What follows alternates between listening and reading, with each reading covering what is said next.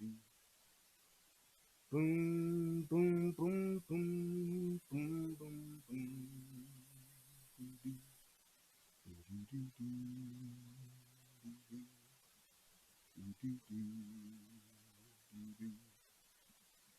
Boom, boom, boom, boom, boom, boom, boom.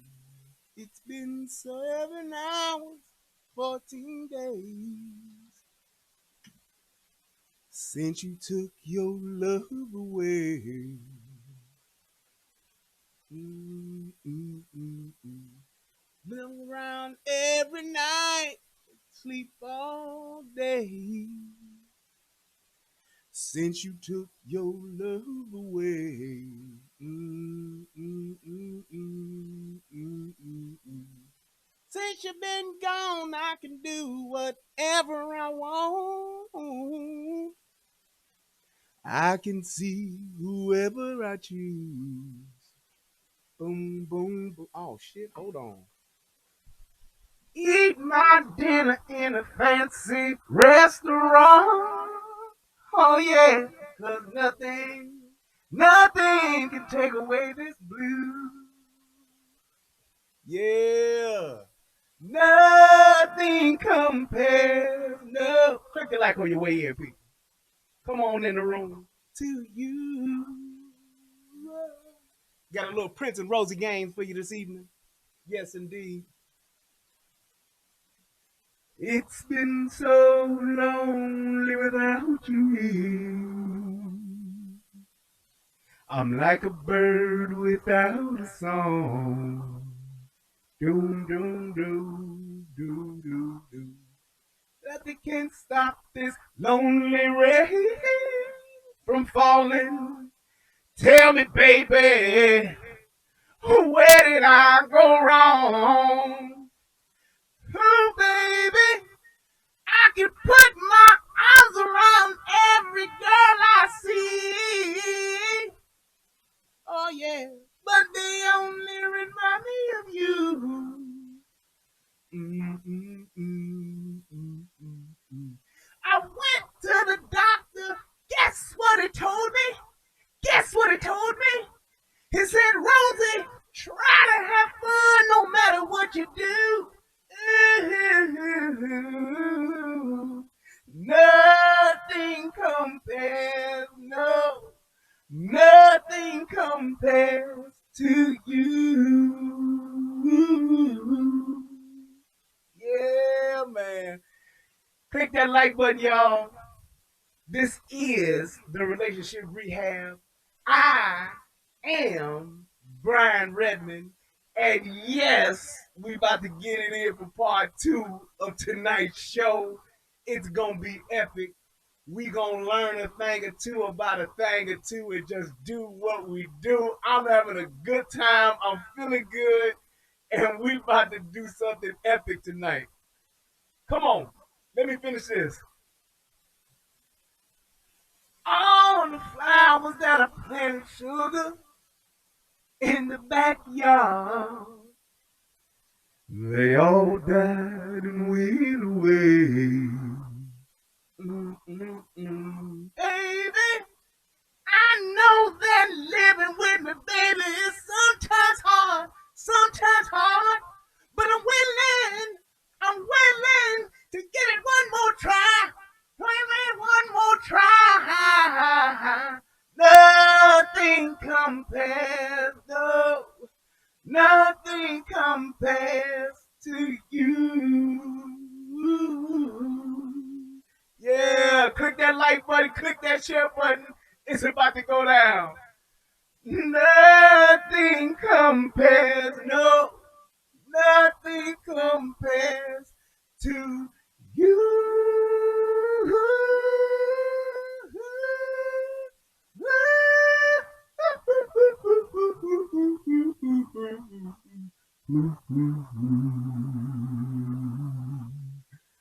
Rosie Gaines.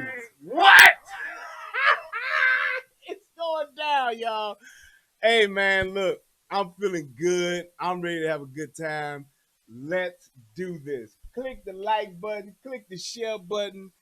It's about to go down. All right, y'all, look. If you did not catch yesterday's show, it's something wrong with you. You slipping, you living under a rock, you fucking up, your life ain't right, or you just ain't subscribed to my channel. It's one of those. One of those four. So I'm just saying. I'm just saying. That's why you didn't catch it yesterday. And I'm just saying, if you tune it in now, there is a part 1 to this. This is part 2. So hey, look, it's going down. SMK over on the United Guns of America side. It's only 3 of y'all over there watching, but hey, that's all right, because I see you. I see you. I see you. I see CJ Gunn. Hey, that's what's up. I appreciate you guys coming over there. But if you're not watching on the United Guns of America, the 3 of you, everybody else is like 23 of you over on the relationship rehab side. So that's what's up. All right, so let me give a shout out first and foremost to the first person in the chat, my man Skohai. Hey man, you getting yourself back in. I see you, boy. I see you. You making your way back, boy. I was worried about you for a minute, but I see you coming back now. Also want to give a shout out to my man left third, CJ Gunn. Hey CJ Gunn, thank you so much for helping me with my sound check earlier to get my mic right. Man, let me tell y'all something. I'm a technical person. But when it comes to this audio, video stuff, I'm just not too technical. When it comes to checking in on these settings, this damn XSplit be doing some crazy shit, man. And I just be getting lost sometimes. But I got it right. So we sound good. Everything sounds good. We checked it. I did a quick live stream on the UGOA side. We got it in and it was good. So it sounds good now. No problem. But just want to give a shout out to those who tuned in and helped me tune it up and get myself right. Shout out to let's see who else. My man, let me stop. Silence. Give a shout out to my man DJ Just JOK for stopping by on tonight. Thank you so much. Hey DJ, we appreciate you, man. My man DJ Just JOK, my brother. If you have not subscribed to this brother's channel, the Soto Podcast, is something wrong with you? You on drugs, or you just you're living off the grid or something? You need to get on this nigga's channel. What this brother is doing, he's advocating for children. His stories are incredible. My brother has a wonderful show that he does. His channel was off the chain. He's like quadrupling, quintupling my numbers. So hey, he got to be doing something right. Check him out. He does some incredible stories, and I appreciate you, brother, for always shouting me out. I appreciate you, brother, for just supporting me. You have no idea, man. Thank you so much, bro. My man. Also want to give a shout out to John Nada, Billy Goat Gruff. What's happening? Time Q. Haven't seen you in a while. Welcome. Linda Soto. What's up? And my man David Williams. That's what's up, man. I appreciate you, bro. And to Papa Tay? Is that it? That's what's up. Hey, who else? My man Cambo 4 coming down from the NOLA. Boy down there, Woody. What's going on there, Woody? You know. Hey, who else I got up in here? I think that's it. Oh, my man Sylvester M. That's what's up. Hey, shout out to you too, bro. Look, people, I appreciate y'all for stopping by. Let's get it on, as Marvin Gaye would say. So, we're going to pick right back up where we left off, and let's do this. Let's keep the breakdown going. Let's get ready to break down. If something is wrong with your heart, you go see a doctor. Your foot, your eyes, anything. But when it comes to your mind, you think you shouldn't go see somebody? Right. Face your fears, girl, too. We love that. Thank you, and thank you. I put everything and everybody before me. But when it came to my life, I was a mess. Like most black women are. But let me tell you something. I got to stop for a second. And this has nothing to do with the show. But I'm going to tell y'all something. When it comes to drinks, The large ice cubes make a difference. My drink stays colder, longer, and all I'm saying is I love the large ice cube. I'm telling you, if you get a chance to get you a large ice cube tray, make the investment. Let's keep it moving. Our black women really owning the conversation. Let's see. Make every day. I want to share with you, if I can, one brief video, and then I'll come back and bring more people into this conversation about where we are with mind, body, and soul. Race-related stress is a type of chronic stressor. 4 out of 5 African American women are overweight or obese. Exposure to chronic stress makes it difficult to break down fat. When I'm stressed, I definitely eat more than I should. I get headaches, I'm irritable. We go to a doctor to get treatment for the symptoms, and we don't really discuss the underlying issue. Race-related stress. I have a connection with God because I was a mess. These women that's about to come up, now, you can notice instantly that they are overweight, and we get that. And I'm going to talk about that. But look at their hairlines. Check this shit out here on these next couple of women that talk. Just check this shit out. Make every day. I want to share with you, if I can, one brief video, and then I'll come back and bring more people into this conversation about where we are with mind, body, and soul.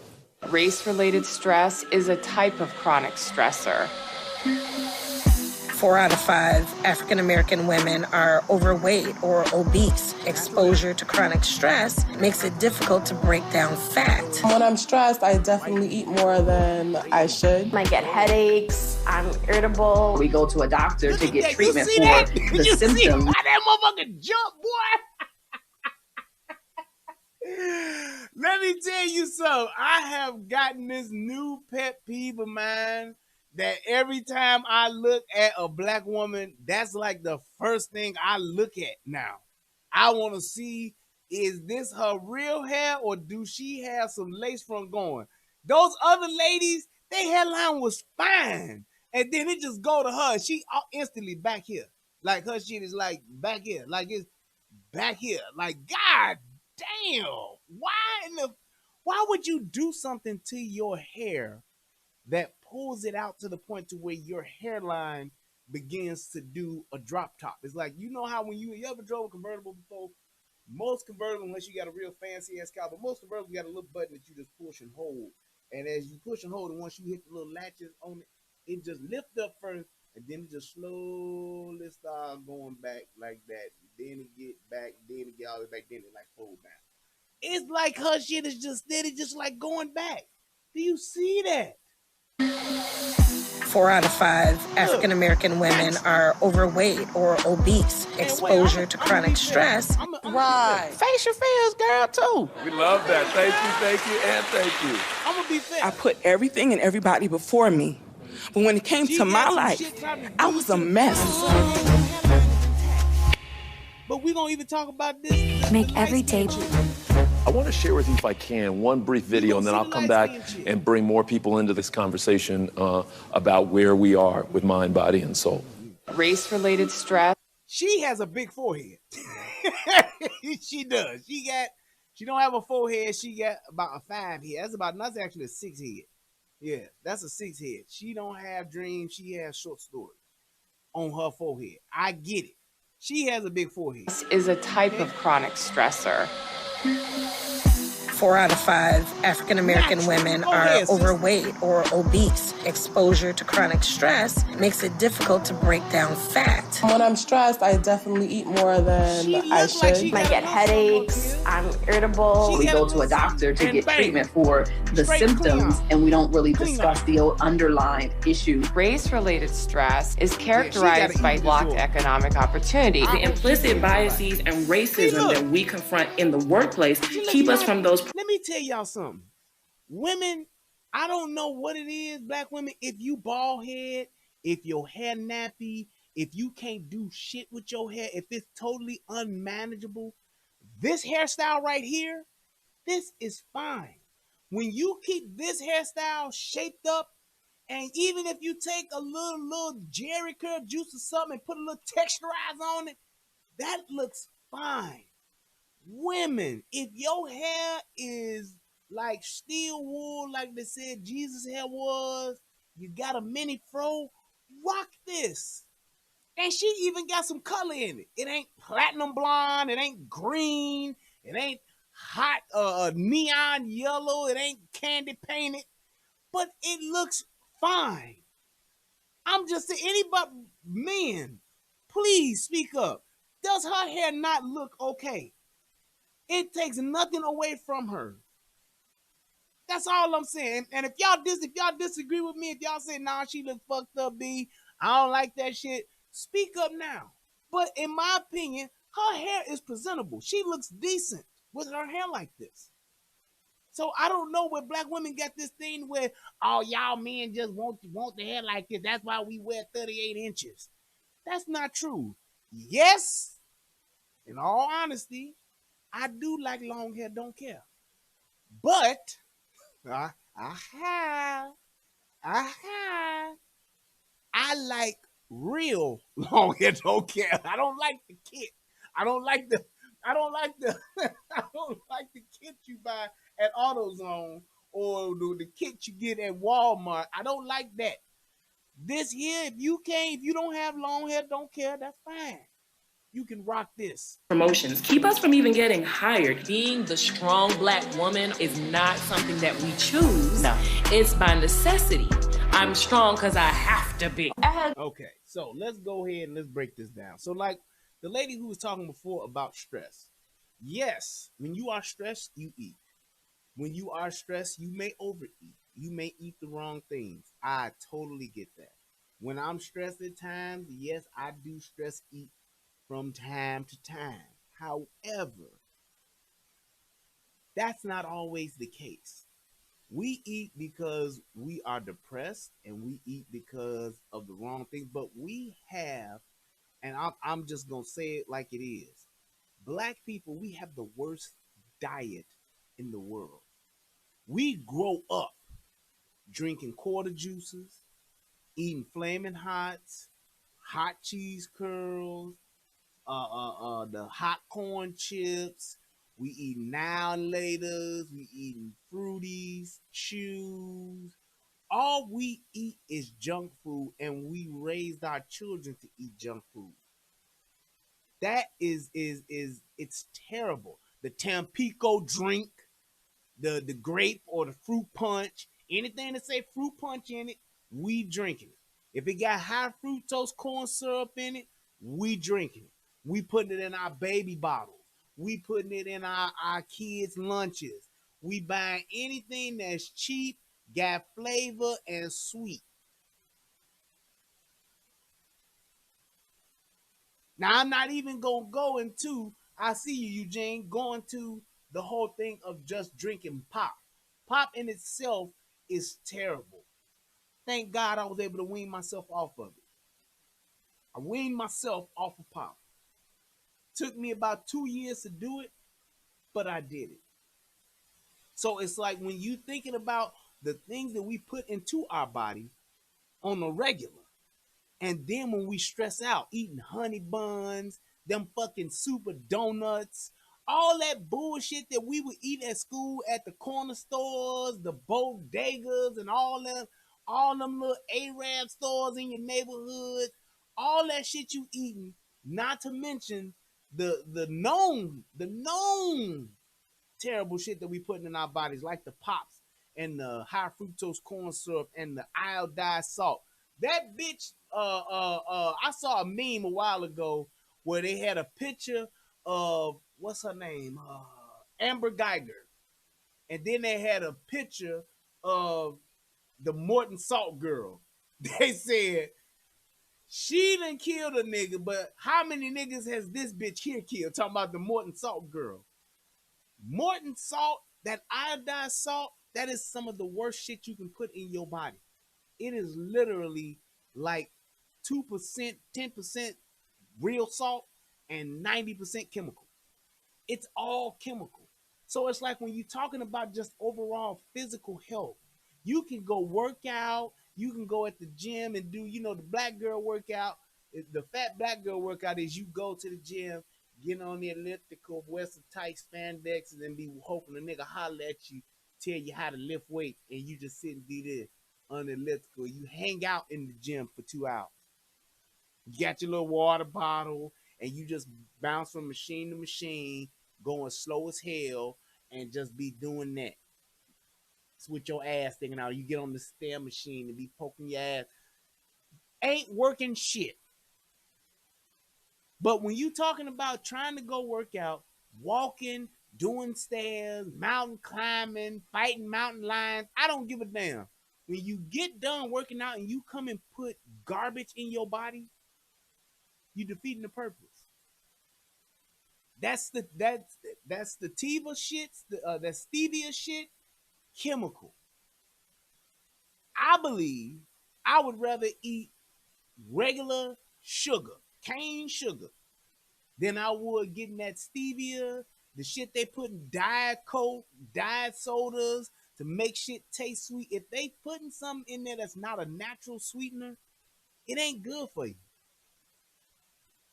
Your body can process natural sugar than some chemically made sugar that a motherfucker came up with, combining nucleotides and peptides and shit to put in your body. So think about that. Yes, it's never good to have a bunch of one thing. Never. It's never good to, all I eat is this. That's never good. It's about balance. And that brings me right back into the point of just saying the emotional instability, it reflects in not just their physical body, their mental body, their emotional body. Like when we were talking last night, how every time those women got on the mic, every last one of them was ready to break down and cry. Because they are that broken. They are that emotionally imbalanced. There's such an imbalance in their emotions, and it carries over into stress. It carries over into how they react. That's why the whole entire stereotype of the angry black woman comes into play. And the darker they are, the angrier they are. And I saw you too about the ramen noodle. That ramen, that shit that's in that little package, that shit is death. The shit costs 92 cents a fuck or 71 cents a package. Can't be good for you. Something that goddamn cheap, it can't be good for you. So just think about that. It's like, I get it. We broke. You ain't got nothing else to eat. You got to eat the top ramen. I hear you. See, the top ramen, I'm going to go bust a motherfucker upside the head. I get it. But when you talking about saying, hey, what I buy at the store, what I go, instead of me going to the grocery store and cooking my food, as opposed to me going to the fast food restaurant, that's one of the best things that ever happened to me with me moving, when I moved out from Chicago to Michigan. Being in Michigan, the fast food restaurants suck. Food ain't shit compared to Chicago. That's anywhere else. But what it did was it made me cook more. I know how to cook. I knew how to cook in Chicago, but I just didn't because I had so many options of really good food. But going to Michigan, because I didn't have those options, it forced me to cook more. So instead of me going to Beggars and buying a pizza, or going to Home Run Inn and buying a pizza, I would literally, or Italian Fiesta and buying a pizza, I would literally get pizza sausage from Chicago, and I would bring it back there to Michigan, and I would make my own pizza. Get me some natural made, all organic or naturally made pizza sauce, some cheese and shit, real cheese, and I would make my own. But it's like we have to think about that piece too. I know a lot of people don't have time to cook, but we all can make time to food prep. Make time to food prep. Make time to actually prepare your food for something. Stevia is from a leaf.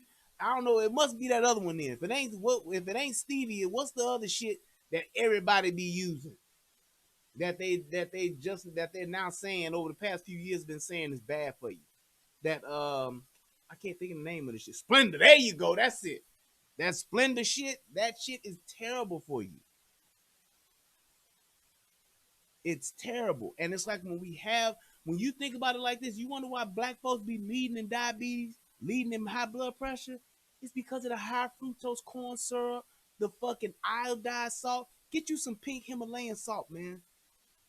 I'm telling y'all, get you some pink Himalayan salt. If you want to get one of those salt meals and pour the rock salt, I mean not the rock salt, but the coarse salt in there and grind it and put it on. Pink Himalayan salt tastes amazing and it's good for you. Salt is good for you. It's that shit that's in that Morton salt, that iodized salt, that shit that's 97 cents. Shit is terrible for you. When you baking cookies and baking cakes and shit like that, pay the money and get all natural vanilla extract. If you look at imitation food, well, not food coloring, but if you look at imitation extract, man, that shit got all kind of terrible shit in it. I remember somebody did a video once and said the shit that's in the imitation extracts, some of those ingredients are in fucking antifreeze. I'm telling you. There you go, DJ. Tell him, don't pink Himalayan salt taste just like salt. It's good. That shit is good. I even bought it. I didn't get fancy with it because I think I'm like the black Bobby Flay. So I didn't get fancy, and I didn't get the smoked salt. I didn't get the chili lime salt. I got the rosemary salt. I put that on my chicken and all that shit. I didn't get fancy with it. But you don't have to do it, but just go and just go online. Go to Amazon or wherever. I think I go to SF or San Francisco Salt Company or something like that. Buy that real salt. And stop using that shit. Get you some little small salt shakers and take that shit to your restaurant or put it in a little Ziploc bag. Take that shit with you because that cheap shit they put at the restaurant ain't good for you too. Sweet and low too, yes. So it's like it all plays a part. What you put into your body, it affects how you feel. It affects how you treat people. The way you treat people, the way you feel about yourself, it all plays a part together. So when you're looking at these black women that are in stressful situations, because it is hard to raise a kid on your own, especially when you don't have a lot of resources or you just living off the government tip. You in a high crime area. You're in a high violence. You're in a area that has a lot of violence in it. When you living in them type of situations and in them type of environments, it is very stressful. Like yesterday when I was talking about motherfuckers be having PTSD and don't even realize because they're so used to it. Do you realize back in 2008 when we had the so-called market crash and all that shit, how many black folks was like, shit, this is regular shit for us. Motherfuckers ain't got no jobs, ain't got no way to make no money and shit. Like, we used to this. When the housing market crashed and all that shit, you had motherfuckers killing themselves and shit like that. But it's like when you look at how we live and what we do, it's like we used to it. So black folks was like, shit, this ain't shit for us. We good. So all of this shit plays a part. We have to be more conscious on what we put into our bodies, and we need to be more conscious. And when we know something don't feel right, how we need to go get help. Girlfriend who I told, and she was like, girl, you are not white. You do not go to therapy. Black women, it's not always obvious the many ways that racism causes us stress. It's a sort of paralysis that happens at different times throughout the day. You are not alone. There's other women out here that understands you, that went through what you went through. As I got older, I decided to get therapy for myself. Depression is not something to be swept under the rug. You need to address it. Stop feeling like you cannot ask for help. If your health is going downhill, let's say that, you can't be of help to anybody else. Who believes we make excuses for not taking care of ourselves? Yes? All day long. Let me hear from you. My name is Lisa Banks, and I am the only girl in my family. I'm the oldest. So I was born with stress. I lost.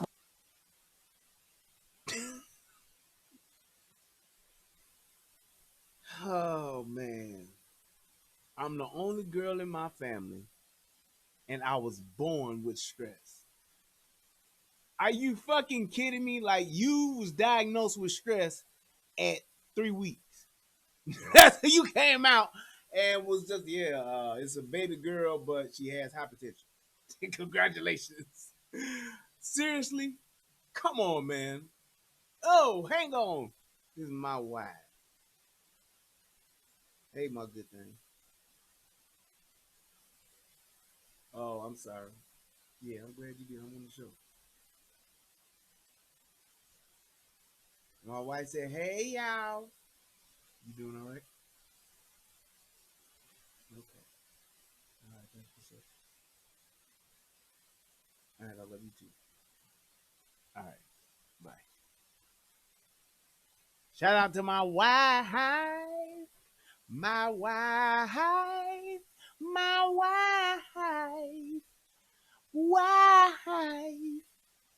But you can't be born with stress.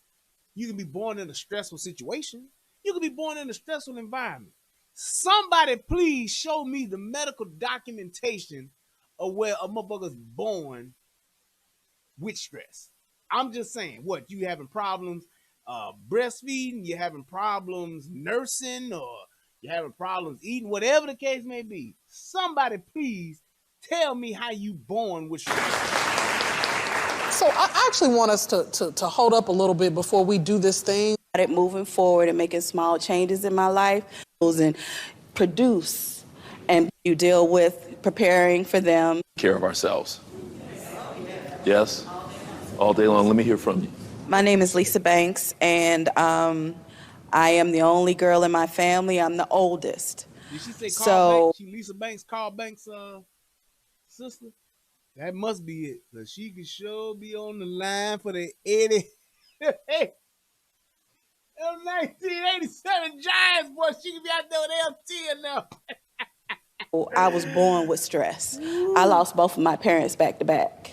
So you go home to your father's funeral, you deal with preparing for them, repast, then you go back to work. They only give you 3 days. You go back to work, pay bills, take care of your daughter, your household, but you didn't mourn not one parent, but both parents. And then on top of that, you still gotta get up every day and go to work and pay the bills and produce and be that person people think you're supposed to be. You're dying inside, you're stressed inside, you're not taking care of yourself. There's no exercise, there's no meditation. Now, today, I'm getting better. The weight, it's definitely stress. I don't take care of myself as I used to, but I'm praying about it, moving forward and making small changes in my life. But when that video came on, I resonate so much with that because that's what I was dealing with. Okay, so here's my thing. One of the biggest things that I saw in this whole entire video, and one of the biggest takeaways I would like for Black women to take away from this, stop. Please stop leaving everything up to prayer. I understand that we all religious. We believe in God, whether you Christian, apostolic, Muslim, Buddhist, whatever the case may be.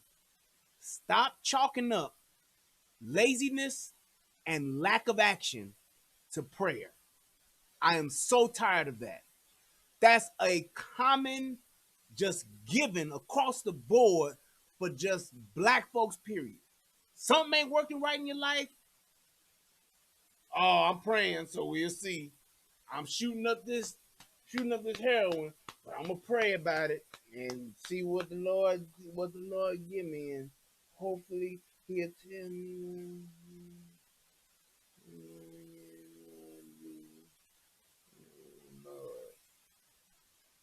All the while, steady doing what you're doing, or steady not taking action to do better.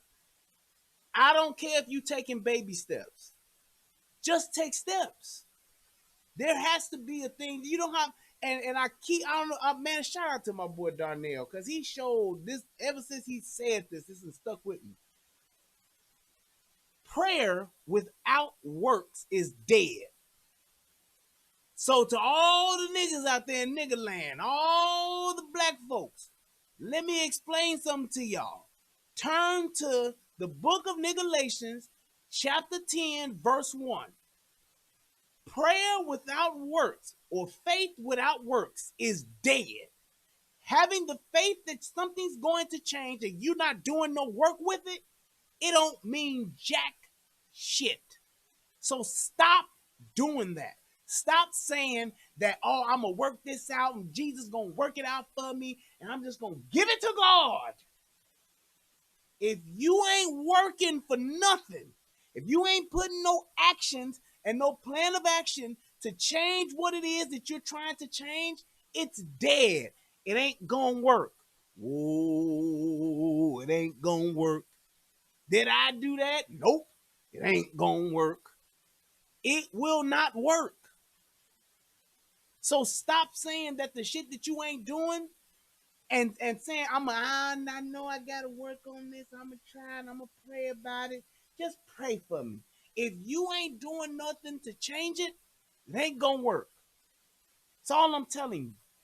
I keep telling people this. Faith, God, it's like insurance. It's like gap insurance. When you've done everything that you could do and you maximize all of your options, you've done as much as you can, and now you're at the point to where you're just hoping that something happens. You speak that thing into existence, and then you let God do his thing. That's when God come in. Once you've done all of the work, you've done everything that you possibly can, you've worked every angle, you've changed every aspect, everything that you have knowledge of doing, you've done it. That's when God will move and put the right person in your life. That's when God will move. What the fuck is that in my mouth? Hold on. Here you go, the devil trying to make me stop my preaching. But that's when God steps in and puts the right person in your life. That's when God steps in and lets the right thing happen. That thing you've been waiting on. That's when it will begin to happen and manifest because you've done the work and you're speaking it into existence. That's how that happens. That whole thing of I just sit back on my ass and pray and just wait on my blessing to come a knocking, that shit don't work. That's a slave mentality. You let me beat your ass, treat you like shit, and just shit on you day in and day out, and I want you to just pray while I keep on doing your ass in. That's a slave mentality, people. Stop thinking that. If you're being a bitch every day, if you can't fucking sleep at night, you having problems with this person, problems with that person, start doing things to change your life. Stop saying, I'm going to pray to the Lord that he get you out my life. No, get yourself out of the situation. God is gap insurance. Once you've done all you can, you've prepared yourself, you've made every possible adjustment you possibly can, and now you need the alignment of the stars and you need the cosmos to come together and the ancestors to push you forward into your purpose. That's when God say, go ahead. I see you done did the work. Go ahead. That's like if you get in your car and you driving and you run out of gas. If you sit in your car, people just gonna ride by. However, if you get out, even though it's gonna be very hard, very difficult to push that car by yourself, when people see that, that's when God say, pull over and go help him. Pull over and go help her. Sitting in your car and you got a flat. If I drive by, I'm going to think you got AAA. You waiting on AAA. However, if I see you out there changing the flat and you struggling, that's when a person is more inclined to help you. You have to do for yourself first. Do everything you possibly can first. Then you can pray while you're working. Pray while you're changing your surroundings. Pray while you're changing your situation. Pray while you're disconnecting from people that ain't doing you no good. That's what you do. Don't just sit back and hope and wish and pray and it be 5 years and you still hoping and praying and wishing for your breakthrough, shouting and falling out in church. Yeah, Jesus, it's gonna come. What are you doing those other 6 days a week? You have to put those things that you want out into the universe, and you have to do the work for it. So I actually want us to hold up a little bit before we do this thing where we start blaming ourselves. Like, I hate when people talk about black women being obese. I hate it. Because it becomes a way to blame us for a set of conditions that we didn't create. We're moving, we're taking care of kids, but our food quality suffers. We are living in the Trump era. And look, those policies kill our people. Now, did y'all hear this bitch? Now, this bitch, this is where she pissed me the fuck off. She just blamed black folks' poor eating habits. She just blamed the poor food choices that people make. She just blamed the bad food that's out in the world on the Trump era. Are you fucking kidding me? So that's Trump fault. We're living in the Trump era, and you hear them motherfuckers? That is the stupid shit that I'm so tired of. Everybody blames whatever's wrong with you, whatever's wrong with your life, you can somehow trace that shit back to Trump. How is that? I don't get how people think that that shit is okay to do, and I don't get how people think that that's even intelligent. Yeah, you know, in fact, I can't pay my bills, man. Even though I got a job and I'm spending my money on Jordans, it's them Reaganomics. You know, that shit Reagan did back in the fucking 80s, man, I'm still paying for it, man. God damn.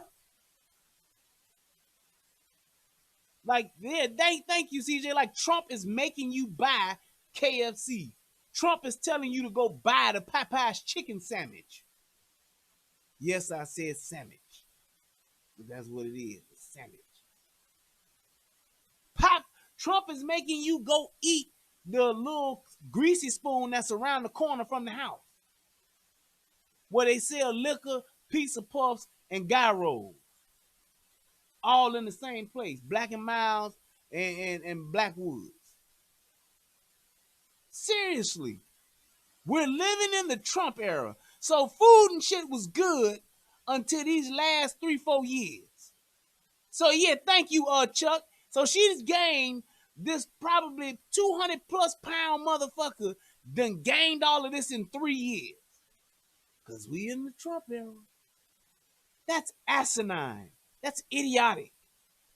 And it makes me think to not even give this person any type of energy to think about what they saying could even have any merit when you make dumbass statements like that. And the problem with that was not nan motherfucker in that audience said, huh? What? No. Not nan motherfucker said a thing in there. We have to challenge each other. Women, stop letting the shit that you know in your heart and in your mind, when a motherfucker say something that don't sound right, stop just shutting the fuck up and not saying nothing and nodding your head, talking about that's your experience, that's your truth. There is no your truth and my truth. It's the truth. Y'all hear Tommy say it all the time. It ain't no, it's my truth. Or I'm telling my truth. Tell your truth, girl. That shit Ayanna Van Zandt be saying. Stand in your truth. No. Tell the truth. And that's it. Move the fuck forward. Make the adjustment you need to make. I just gotta hear this bitch say this shit one more time. Says that black women, when we do the same diets as white women. So I actually want us to hold up a little bit before we do this thing where we start blaming ourselves. Like, I hate when people talk about black women being obese. I hate it. Because it becomes a way to blame us for a set of conditions that we didn't. You should be blamed for being obese. Being fat, overweight, Hey, you 5 to 10 pounds overweight, that's one thing. If you're obese, morbidly obese, super morbidly obese, that's poor food choices. That's emotional eating. That's your unhealthy relationship that you have with food. That ain't got shit to do with Trump. It ain't got shit to do with the Republicans. It ain't got shit to do with nobody but you. You got issues, problems you need to iron out. I will holler, but now you on timeout. That's what that is. If you are, oh, let me hear this one more time. What she's saying is asinine. She's trying to make an excuse for fuck shit. She does not want to accept responsibility and hold herself accountable. She wants to blame everyone else. Being 5 to 10 pounds overweight, that's relative. You got a 5 to 15 pound, leeway either way it goes. Okay. You 40, 50, 60, 70, 100, 200 pounds overweight, that's you.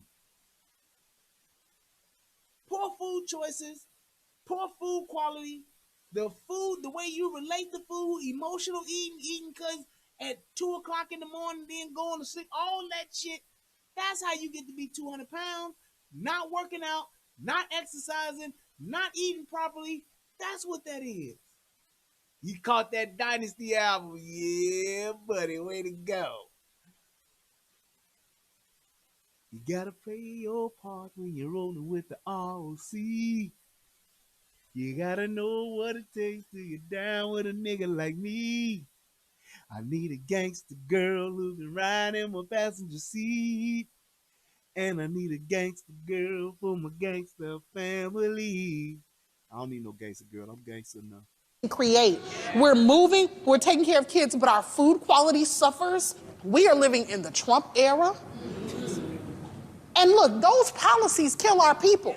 You can't get access to good health care, good insurance. The research says you can get access to good health care, good insurance, all this shit. Look here, man.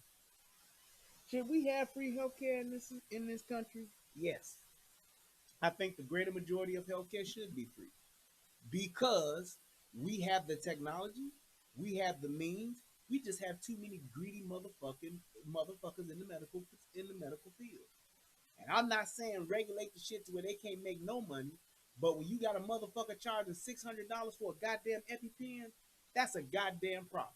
That's greed beyond a reasonable fucking doubt. Goddamn it.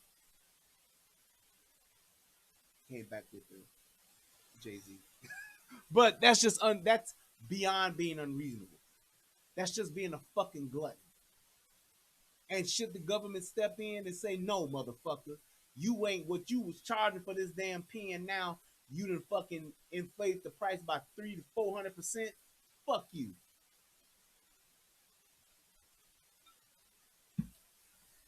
But you can't make the excuse for what you put in your fucking mouth and the lack of you getting up off your ass every day.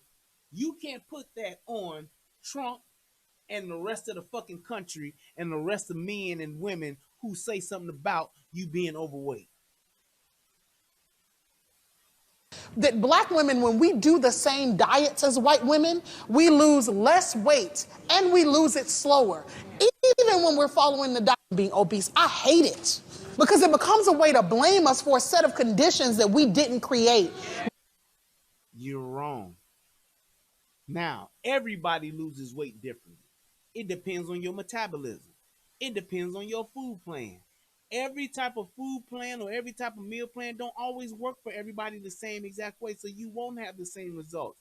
But I have any doctor, nutritionist, weight loss doctor, anybody in the medical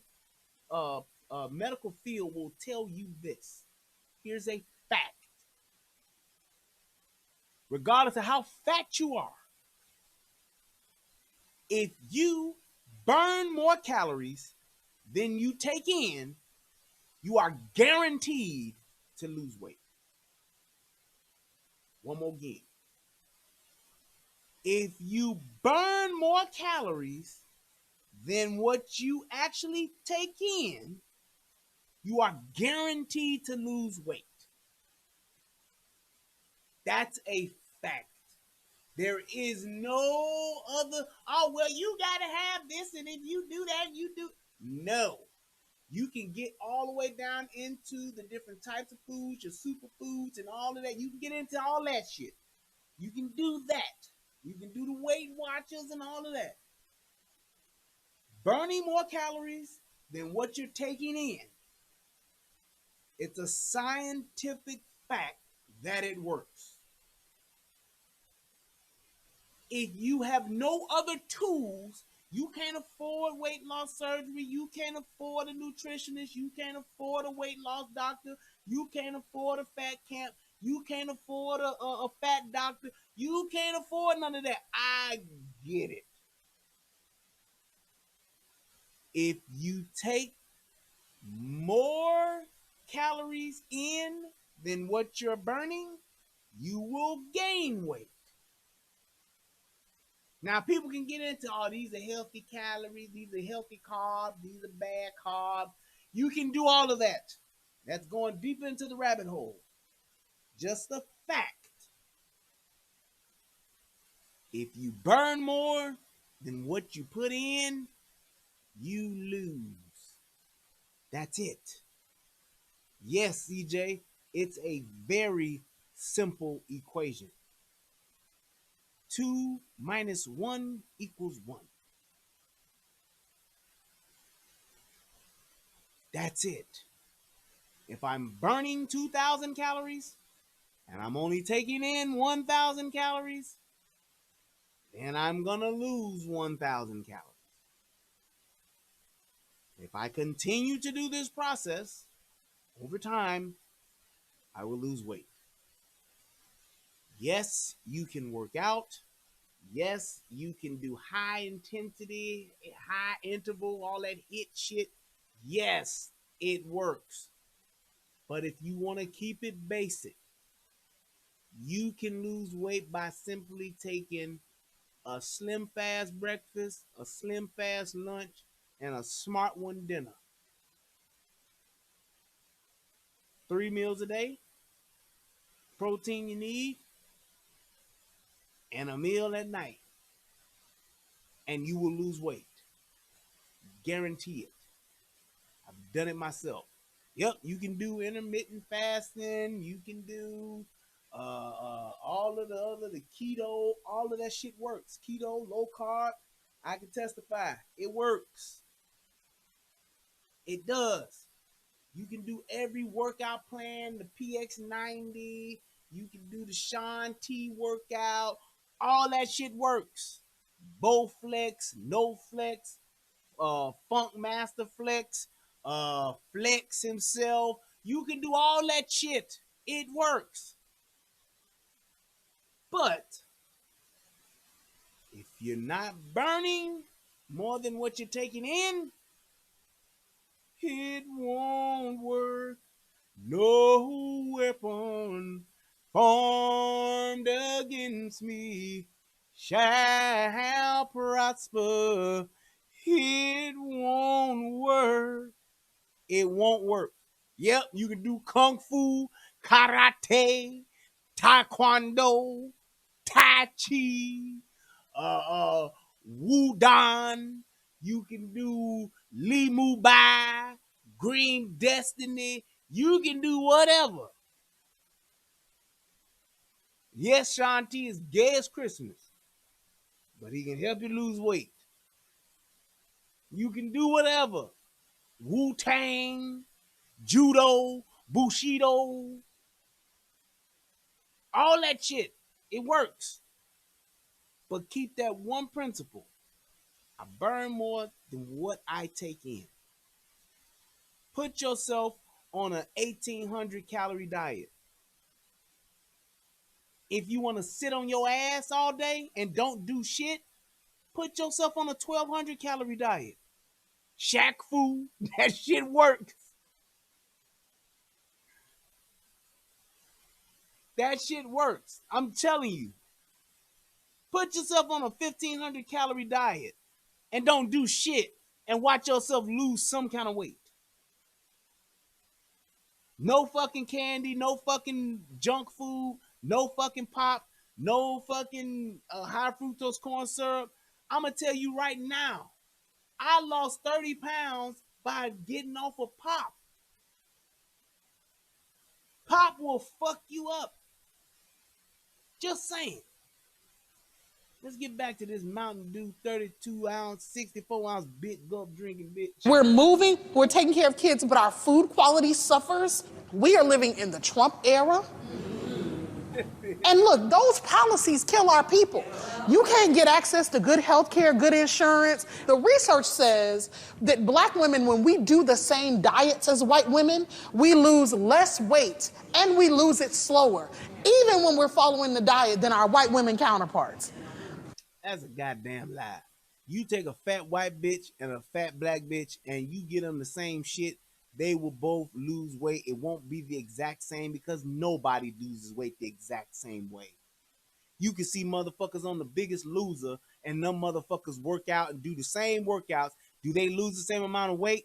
No. Every human is different. Every body is different. I could lose 10 pounds this week and lose 30 the next. There is no fucking diet where everybody loses the same weight, the same kind of way. We do the same diet that the white woman do, and we will not lose the same amount of weight. Bitch, nobody can do the same fucking diet and lose the same amount of weight. That's just not fucking possible. Every human is different. So what, and why the fuck would I want to be concerned about losing the same amount of weight as a white woman anyway? I've been on this diet, and this white man at work lost way more weight than me. And when we look at the scientific genetic facts, our bodies are physically better. We're more muscle bound. We got the best of the best when it comes to just overall physical genes. There's more black people with better physical genes than it is white people. Plain and simple. So don't nobody want to hear that. You may have more muscle density or some shit like that. Your bones might be denser or something, but everybody's different. If you lose 22 pounds and Becky loses 26 pounds, so fucking what? It shouldn't matter. It should all be about the weight loss plan, what you're doing to lose weight. You might have off days. She might get sick. You might not get sick. She could lose more weight or you can lose more weight. It's all about what you do and how you approach it day in and day out. It ain't got shit to do with saying, oh, she white, that's why she lose more weight. You hear how fucking asinine that is? Jesus Christ. I'm so tired of black women making shit up. All to support their narrative. You come up with a bullshit narrative and refuse to back it up with any facts. It's all how you feel. It's all this is what I think. And then it's just a bunch of shit that I just throw together. Come the fuck on. Be more fucking creative than that at least. Write some shit down and say, yeah, this doctor wrote this. Say something. Instead of just pulling some shit out the fucking air or out your fat ass. Close your mouth and your fat ass, boy. I don't know if y'all know what that's from. But anyway, just don't make shit up. Accept responsibility and say, hey, black folks, my man, hey, boy, Iku Miku, you be on it. Jesus Christ, stop making it to where we just think that because some shit ain't right for us, it's everybody else's fault. It's a whole nother different set of circumstances as to why we did the fuck shit or why fuck shit happened to us. Sometimes it's just you being overindulgent. Sometimes it's you not controlling your portions. Sometimes it's you not making smart food choices. It's just what it is. And what public health practitioners think is that our stress responses in the body change our metabolism. It's literally that the racism that you're experiencing and the struggle to make ends meet actually means the diet don't work for you the same. All right. So this bitch just said racism is why niggas is fat. Yo, you fucking kidding me? Racism is why niggas is fat. Obesity in the black community is due to racism. And everybody like, yeah, that's right, yeah. Bunch of fat motherfucking bitches talking about, yeah, that's right, that's right. Yeah, I knew I was fat for some reason. It's because of this racism. These racist white folks, these racist people, they making us fat, y'all. No, bitch. It's McDonald's. It's the number twos you getting. What's the number two? Is that the cheeseburger? The double cheeseburger? Not the double cheeseburger, but the 2 cheeseburgers? The number 8, whatever the fuck it is. Yeah, right. That's what it is. It's these racist white people that making us get fat. Yeah, that's it. That's right. Right. Bitch. Women counterparts. And what public health practitioners think is that our stress responses in the body change our metabolism. It's literally that the racism that you're experiencing and the struggle to make ends meet.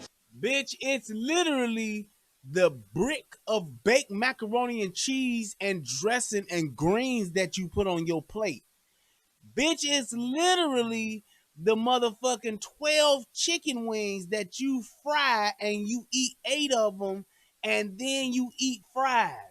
Bitch, it's literally the half of pineapple upside down cake that you take home talking about you gonna give it to everybody so they can all have some, but you eat the majority of the shit the first night topped with ice cream. It's literally the large order of rib tips that you get from Limbs and you eat the whole thing.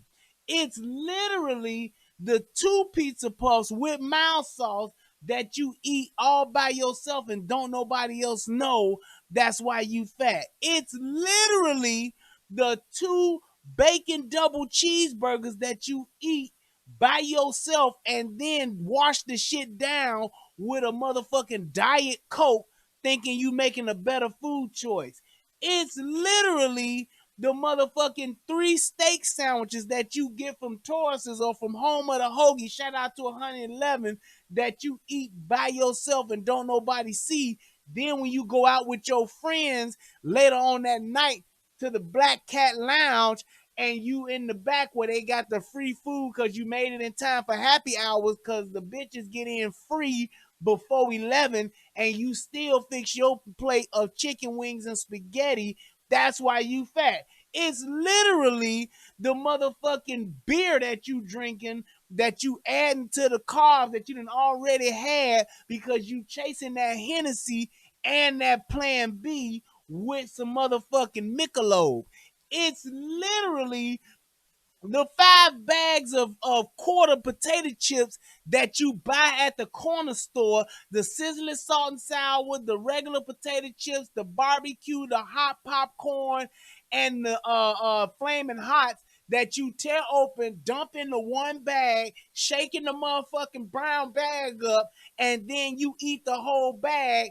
Literally, that's what it is.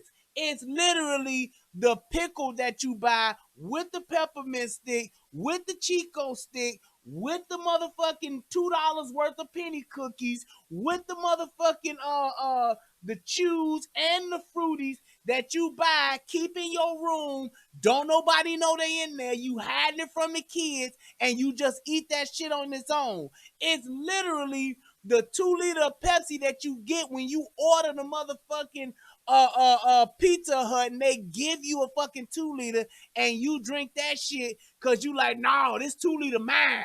Y'all can have the root beer one. I'ma drink the Sprite one. That's what it is. It's literally the motherfucking 8 motherfucking Polishes that you buy.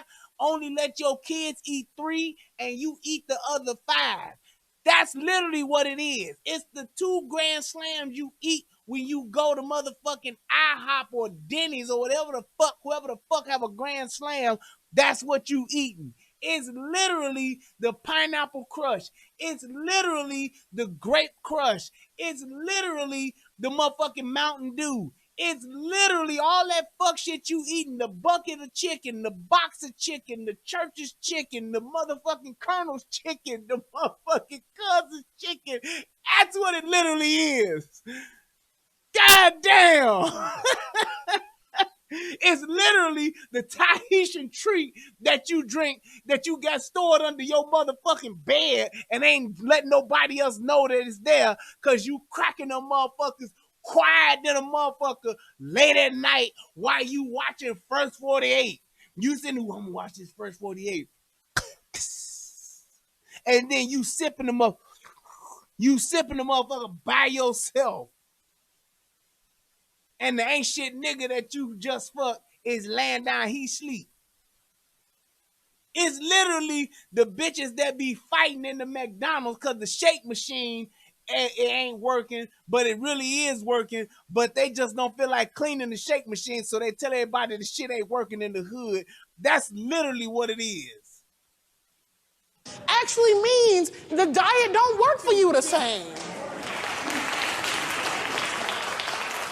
And I'm with you. I'm with you. But I think it's also really important for us to know that we have the power to choose how we see ourselves. Sure. We will be fortified to fight all of these other external issues when we pour into ourselves enough to say, I love me, I am not the conditions that surround me. Right, David Williams. It's literally the fat black bitch that got the mini fridge in her motherfucking room with a lock on the motherfucker that can't nobody else get into because she want to hide her big cup Reese's and her motherfucking Snickers and her motherfucking meal that she didn't finish eating from earlier that day, but she knows she put it in the regular refrigerator, her kids gonna eat it because them motherfuckers hungry and starving too. That's what it literally is. Bitch, if you got a fridge in your bedroom, you out of order. That's all I'm saying. I am not my experience. I am more than the circumstances that I have gone through. Now, you see how she checked them bitches? And I'm so glad she said it because this shit not only works in that particular instance, but it's in general. Let's just say it's all true. Stay with me for a second. Let's just say it's all true. The conspiracy is real. The man, the white man, is here to keep you down, to oppress you, to not let you get nowhere, to keep his foot on your black ass neck. You can't go nowhere. You can't have nothing. You can't do nothing. Everything is designed to kill you. Everything that they do for you is to steal from you. They are literally the devil. They here to kill, steal, and destroy. Let's say that it's all true. If that's what it is, at that particular point, we as black folks should all be coming together to help each other. Because we now know that they ain't gonna never help us. They like us being where we at. Fuck all of the abolitionists. Forget all of the white people that supported all the black causes. Forget all of the white people that marched with us. Forget all of the white people that was playing a part in the civil rights movement. Forget all of them. It was all a trick. It's all a ploy. If we know now that it's all racist, racism, Raceway Park, racetrack gas station, if it's all about race, then we should be coming together more than ever, bigger and badder than ever. We should be totally self-sufficient. We should be doing everything for ourselves, together with each other, hand in hand, step by step, got each other's back to the max. Ain't no holding us back. Ain't no stopping us now. We are on the move. That's how we should be. Let's give them the benefit of the doubt. Let's believe every pro-black. Let's believe the minister Louis Farrakhan. Let's believe every black person that has said Whitey is here to destroy us. Why haven't we gotten together? You know why? Because we really don't want to. We really want to take the easy way out. We really don't want to do no work like the ant does. We want to sit the fuck back like the grasshopper. Lazy motherfucker, hopping through the motherfucking woods, hopping through the grass, getting what we can, living for the day. If there was ever a doubt that we thought, or ever a moment where we thought maybe these pro-blacks is right, maybe it's true, maybe it is a plot, a ploy, a conspiracy. They stole us as kings and queens from the coast of Africa. They raped and robbed us of our natural resources. They've taken our ivory from the coast. Elephant tusk on the boat of a sailing levy. Docked on the Ivory Coast. Mercedes and the Rose winding down the road. I hope our black skin don't dirt this white tuxedo. Let's just say it's all true. Why haven't we come together? Do y'all realize that the pro-blacks ain't even with the pro-blacks? We got all of this information. We get all of these signs. We get all of these different factions of niggas that's saying there's something wrong, it's everybody else's fault but ours. But yet, we refuse to come together. Why is that? You know why? Because we don't want to hold ourselves accountable, and we don't want to be responsible for making change. That bitch said that her being fat is not only because she black and her body loses weight different than other races, but she also blamed it on healthcare. She blamed it on Trump. She blamed it on the Trump era. She blamed it on all of the other things that she possibly could in the world, except for herself. The bitch never said, I like chicken. I'm a chicken hawk. I like chicken. And I get to tend them rabbits. The bitch never said it. I like greens. I like greens and macaroni and cheese. I like fried turkey. I like fried chicken. I like ham. Shout out to my cousin Tuck. He loves a ham. He would kill for a ham. Won't harm a fly, but a kill for a ham. We'll eat ham every day if it was socially acceptable. Not just any old ham. Good ham. Ham on the bone. Honey baked ham. Black Forest ham. He's a ham aficionado.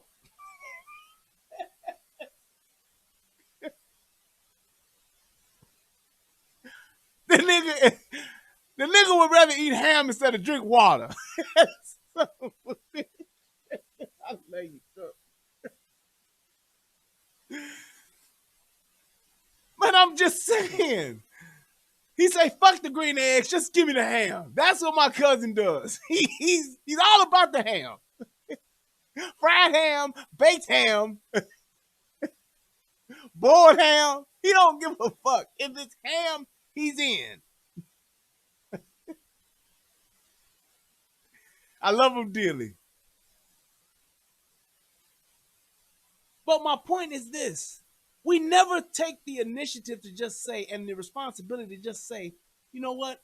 I fucking eat too much. I eat the wrong thing. I'll eat a whole pizza if I order it from Pizza Hut. That's my problem first. Maybe there is some fuck shit later on down the line. Yes, I know that they putting the drug, the byproducts of drugs into the water and it runs off and you can find traces of all that shit in your blood. I get it. Yes, they putting soy in every goddamn thing. I understand that. But what the fuck does that have to do with your black ass eating a whole pizza by yourself? I have to say to this young lady here, you had a therapist who started to back away from you. When you told that story, you know what I heard? I heard that she was the wrong therapist. Yes. Right? That was from last night. She was talking about her therapist backed away. Bitch, you ran off the therapist. That's what the fuck you did. Just saying.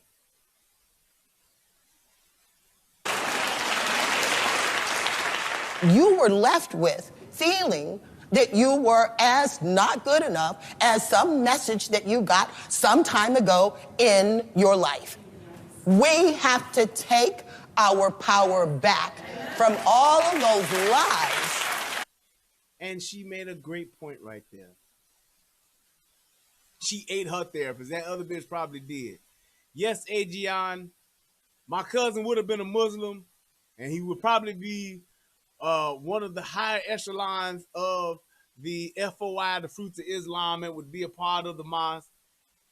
But he can't because he has a love for ham.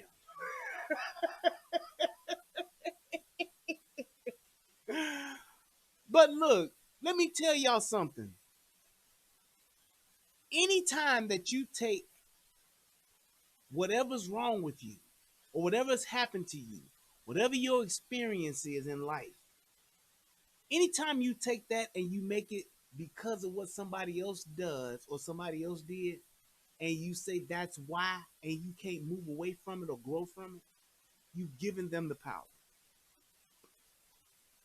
Case in point, my auntie, I hate her because she always put me down. Every time I go over her house, she gets something negative to say. When was the last time you was over there? Yesterday? When was the last time you was over there before that? Last weekend? Why do you keep going over there? Because she my auntie. So the person who you feel is hurting you and putting you down, making you feel bad, abusing you verbally, emotionally, psychologically, has been doing it all your life, whatever the case may be, you still feel the need and the desire with your grown ass to go hang around her. You giving her the power over you. If what she says to you affects you to where it changes your behavior, and that's for anybody. If anybody has the ability to say words to you as an adult and it affects your behavior, it changes how you behave, you have given them the power over you. It ain't their fault. You've given them the power over you. So just keep that in mind. Anybody that gets on your nerves, pisses you off, hurts your feelings, tears you down, all of that, and you grown, and you continue to fuck with them, you are giving them power over you. All right, I'm going to bring a whole variety of people in, and I know you got something to say. I can see you sway. Come on up. Come on up. Let me hear from you. what you said about knowing yourself and loving yourself is a very important part of not making excuses. For me, I made everything and everybody else more important than me. A lot of it is how I was raised. I was told that I was a whore. I was told that I would never be anything. And so most of my life experiences lined up with that. I've been raped. I had a daughter from a sexual assault. I decided to keep her, and she has been a blessing in my life. She's special needs, but she's been a bright light in my life, despite how she got here. And much like... Do you hear that? Do you hear that? I eat bacon and ham. I'd hop on the goddamn back of a hog and take a bite out of it if I could. Nothing wrong with the hog. I like bacon. I like ham. I like it. I just had, about 3 weeks ago, I had something called, what was that shit called from Heinz Barbecue? It was like candy, bacon, something. That shit was amazing. But, getting to my point, let me get off before I get off of this. Did you hear what this young lady said? Why would you have a child from a rape? Now, I know there's somebody who's watching this and says, well, she may be pro-life. She may not believe in her abortion. Hold up. I guarantee you, if she got pregnant again or probably has gotten pregnant at some other point in her life, she has probably had an abortion. My daughter got raped and she got pregnant. Ain't no fucking way I would let her have that baby. That ain't no blessing. That ain't no blessing. You got raped, you got assaulted, you have a baby, and then the baby has special needs. And you know this bitch ain't got no money to be taking care of no baby. Why would you do that to yourself? I'm going to tell you why. For the attention that you going to get, for the benefits of having that baby, that's what you do it for. Fuck the environment that the kid has to grow up in. Fuck the lifelong effects that kid is going to have to endure. Fuck the lifelong effects that it's going to take its toll on you, which you are displaying right now. Fuck all that. I want the right now satisfaction and attention. The baby shower.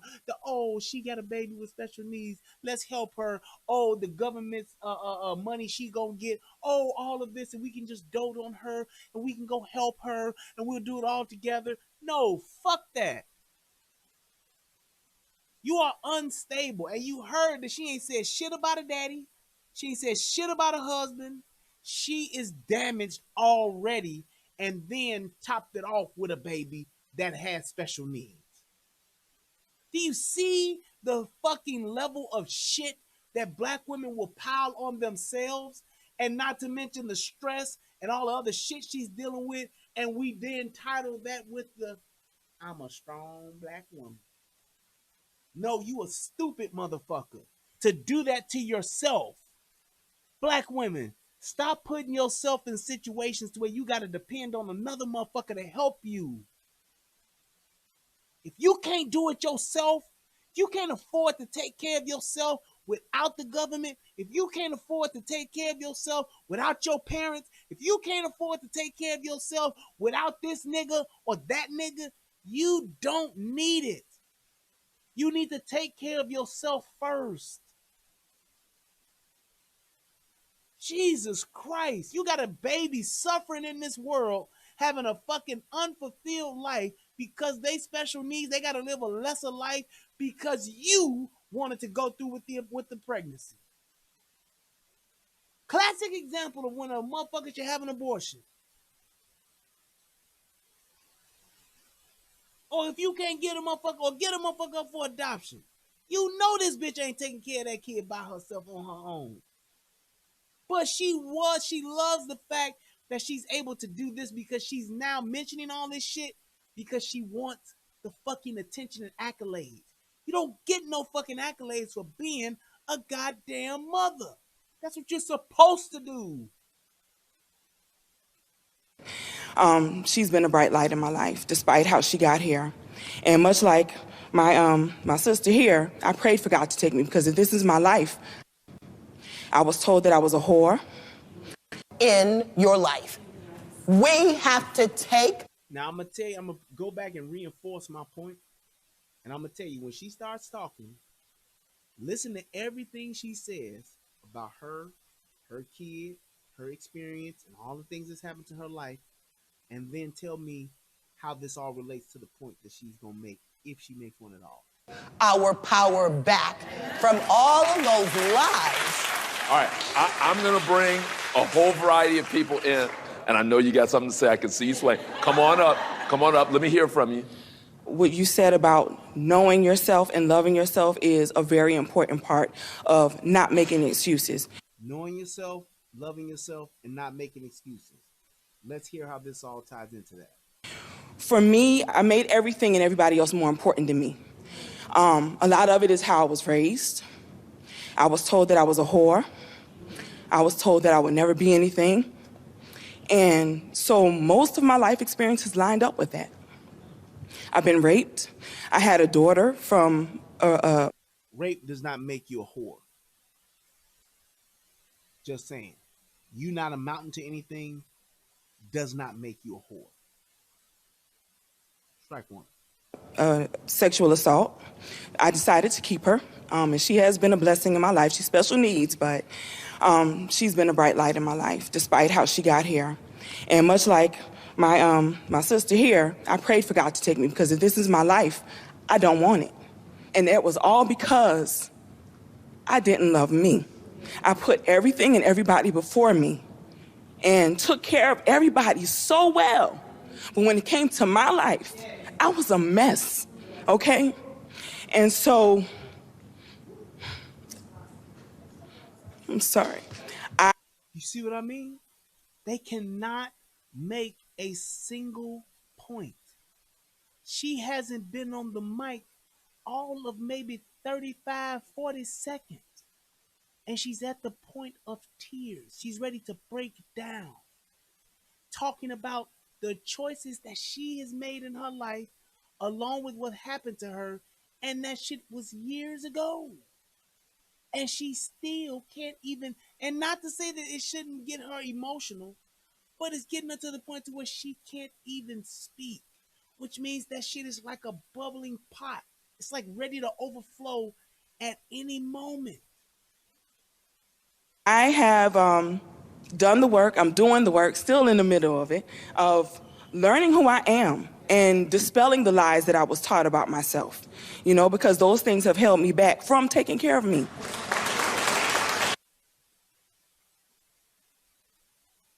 Tell me where this shit, all that shit she said, got her to about taking care of herself. Please. It's insane. There is such a just consistent brokenness, emotional imbalance with all these black women. And it's because they do need to have fathers and good men in their lives, but they don't even want that. I will choose to have a baby by a man that raped me. I'm going to pour that on top of me being called a hoe, on top of me being treated and told that I was a whore all my life. I'm going to put that on top of my life too. A baby that's going to need 24-hour care by me on top of me and my already fucked upness. I'm going to add that to that. And that's a smart thing to do. I'm glad you did that work. I'm glad you did that work. We put up with too much, particularly from male preachers in pulpits who tell us to be celibate. They ain't celibate, and many are married and got a lot of side chicks, and that's just regular. Don't miss the next Black Struggle to say no when they probably should say no. Carlos, I have a no coach. I have a homegirl who likes saying no to people. She's like, no is my default answer. Your problem, girl, is that yes is your default answer. Like one time, some people called and they were like, can you come give a talk to 150 kids tomorrow? And I was like, no, like I can't, but it's the kids, so I'm gonna do it. She was like, here's what you write in the email. Like, she actually gave me the language to put in the email. So if you can't say no, get you some trusted homegirls in your life who will be like, you don't need to do that. Don't do it. Until you can sort of get to the place where you can do it, just outsource it. Outsource it. And only if she had those type of people that would help her with her food choices every day. Just saying. I want to hear about social media. I feel like social media. And I'm saying that not to be a dick or an asshole. I'm just saying that we will take a systematic approach, a logical approach to other things that will affect our lives, but the shit that we are in control of, we won't. Because if you're saying that you can get your homegirl to help you say no to a fucking speaking engagement, but you can't get your homegirl to help you say no to the food choices that you making, take her shopping with you. You see what I'm saying? It's like they only want to apply and pick and choose what to apply and don't want to have no accountability. And I ain't saying nobody that you got to be perfect. I'm not saying that. But what I'm saying is just try to practice what you preach. You telling me this, you telling me that, you're saying that racism is the reason you're fat. You're saying there's a message that you want to teach. Well, just take a look in the mirror and practice what you preach.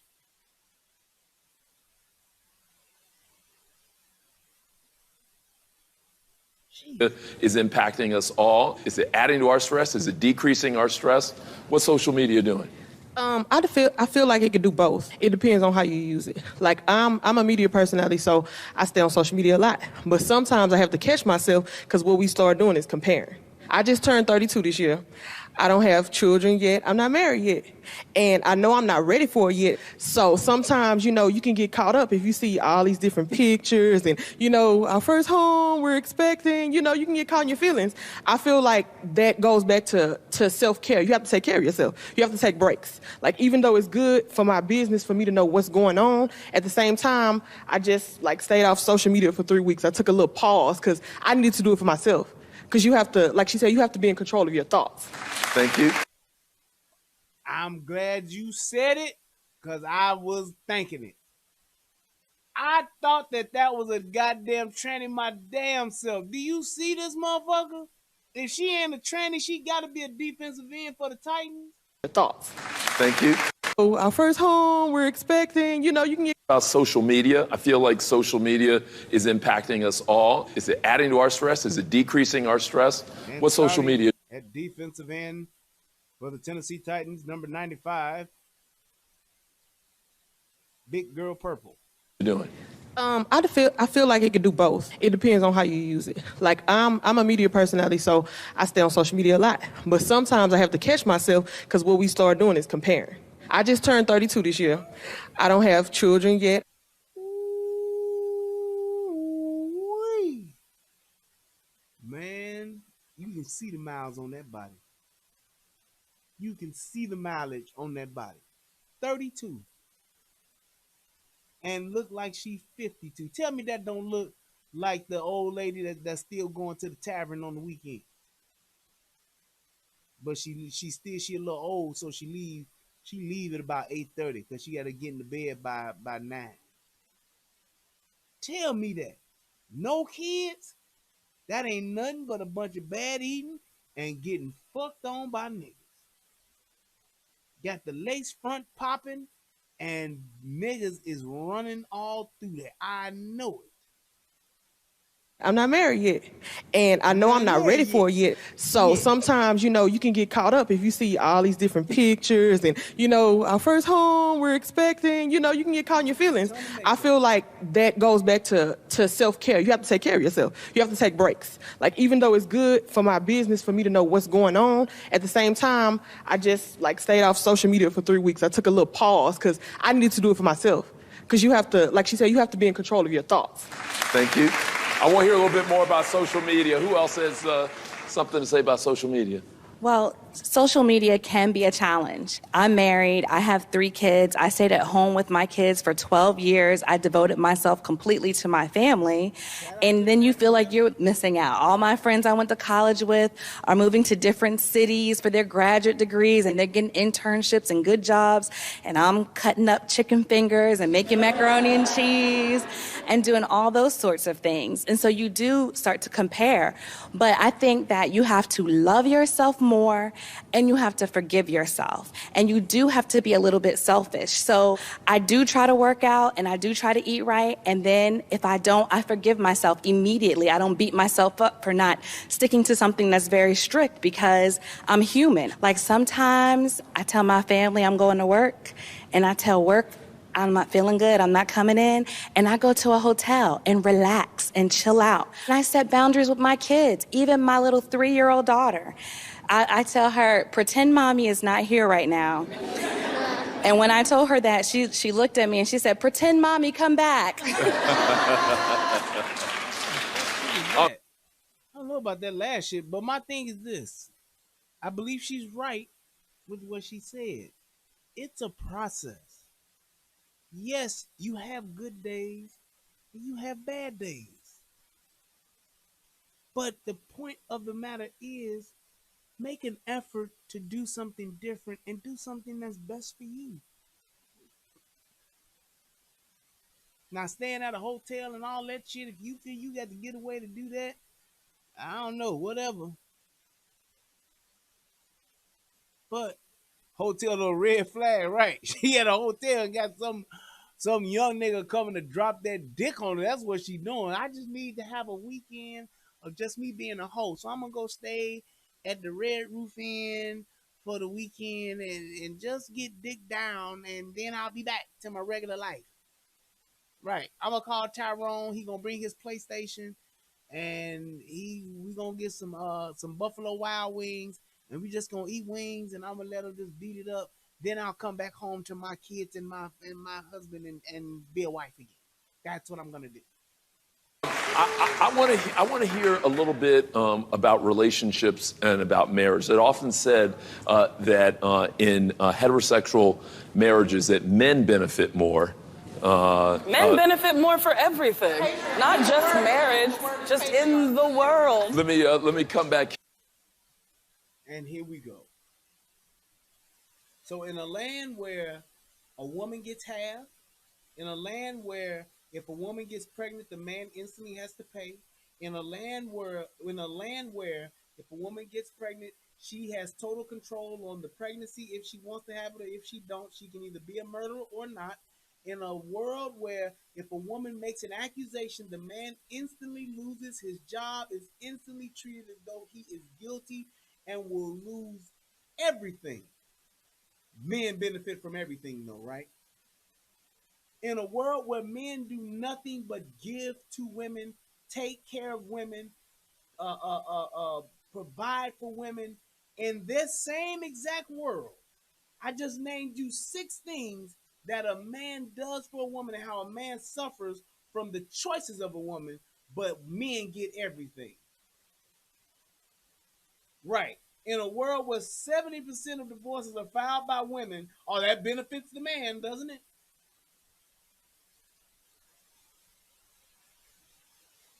Really?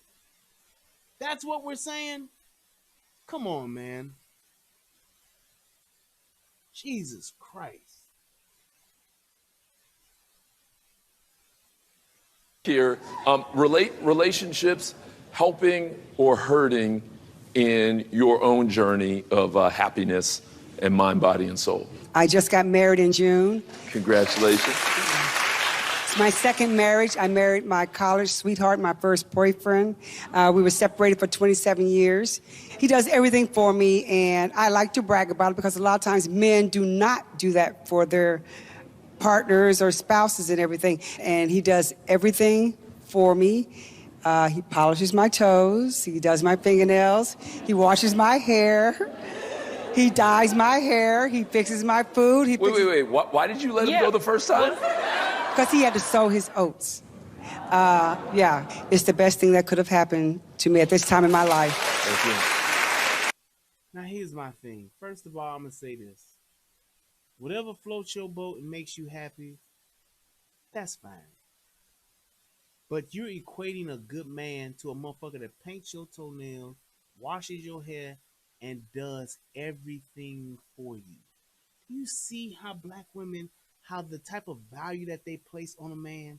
That's a good man. That's a good man. If he ain't doing that, then what does that mean? You basically made that statement to say what? This is what men are supposed to be doing? Painting toenails, washing hair? Seriously? And doing everything for you? And again, if that's what floats his boat and you like it, so be it. I love it.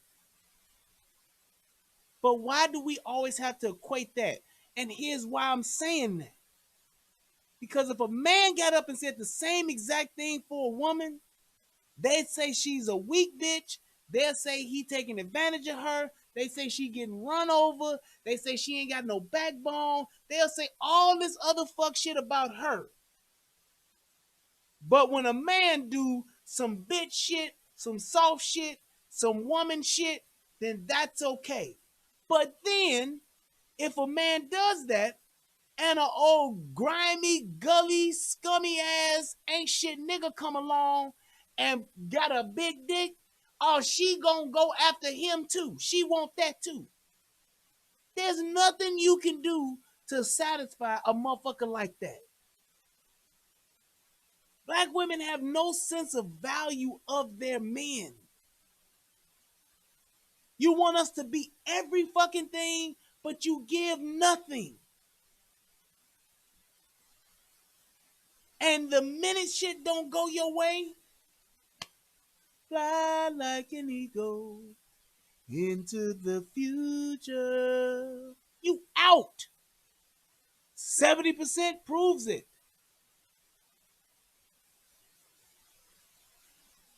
I'm telling you, it's like y'all clap to thunderous applause. Yeah, girl, she got her one. And the minute that nigga done come and knock at your door, girl, please, he too soft for me. I want Tyrone. Nigga put a motherfucker, wear some Timberlands to bed, put his foot on your neck while he fucking you from the back. That's what I want. That's the reality of it. These motherfucking women don't know what the fuck they want because they don't have fathers. They don't know what to value because they don't have fathers. They don't know how to even interact with men. They don't know how to even deal with male energy. They don't know how to talk to men. They don't know how to treat men. All they think is if I'm giving him some ass, he should be good. And that's a bunch of bullshit.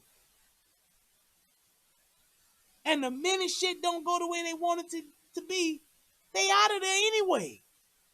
So why would a man learn how to paint toenails and wash hair just to be motherfucking kicked to the curb for a thug ain't shit nigga or for a nigga that got more than him?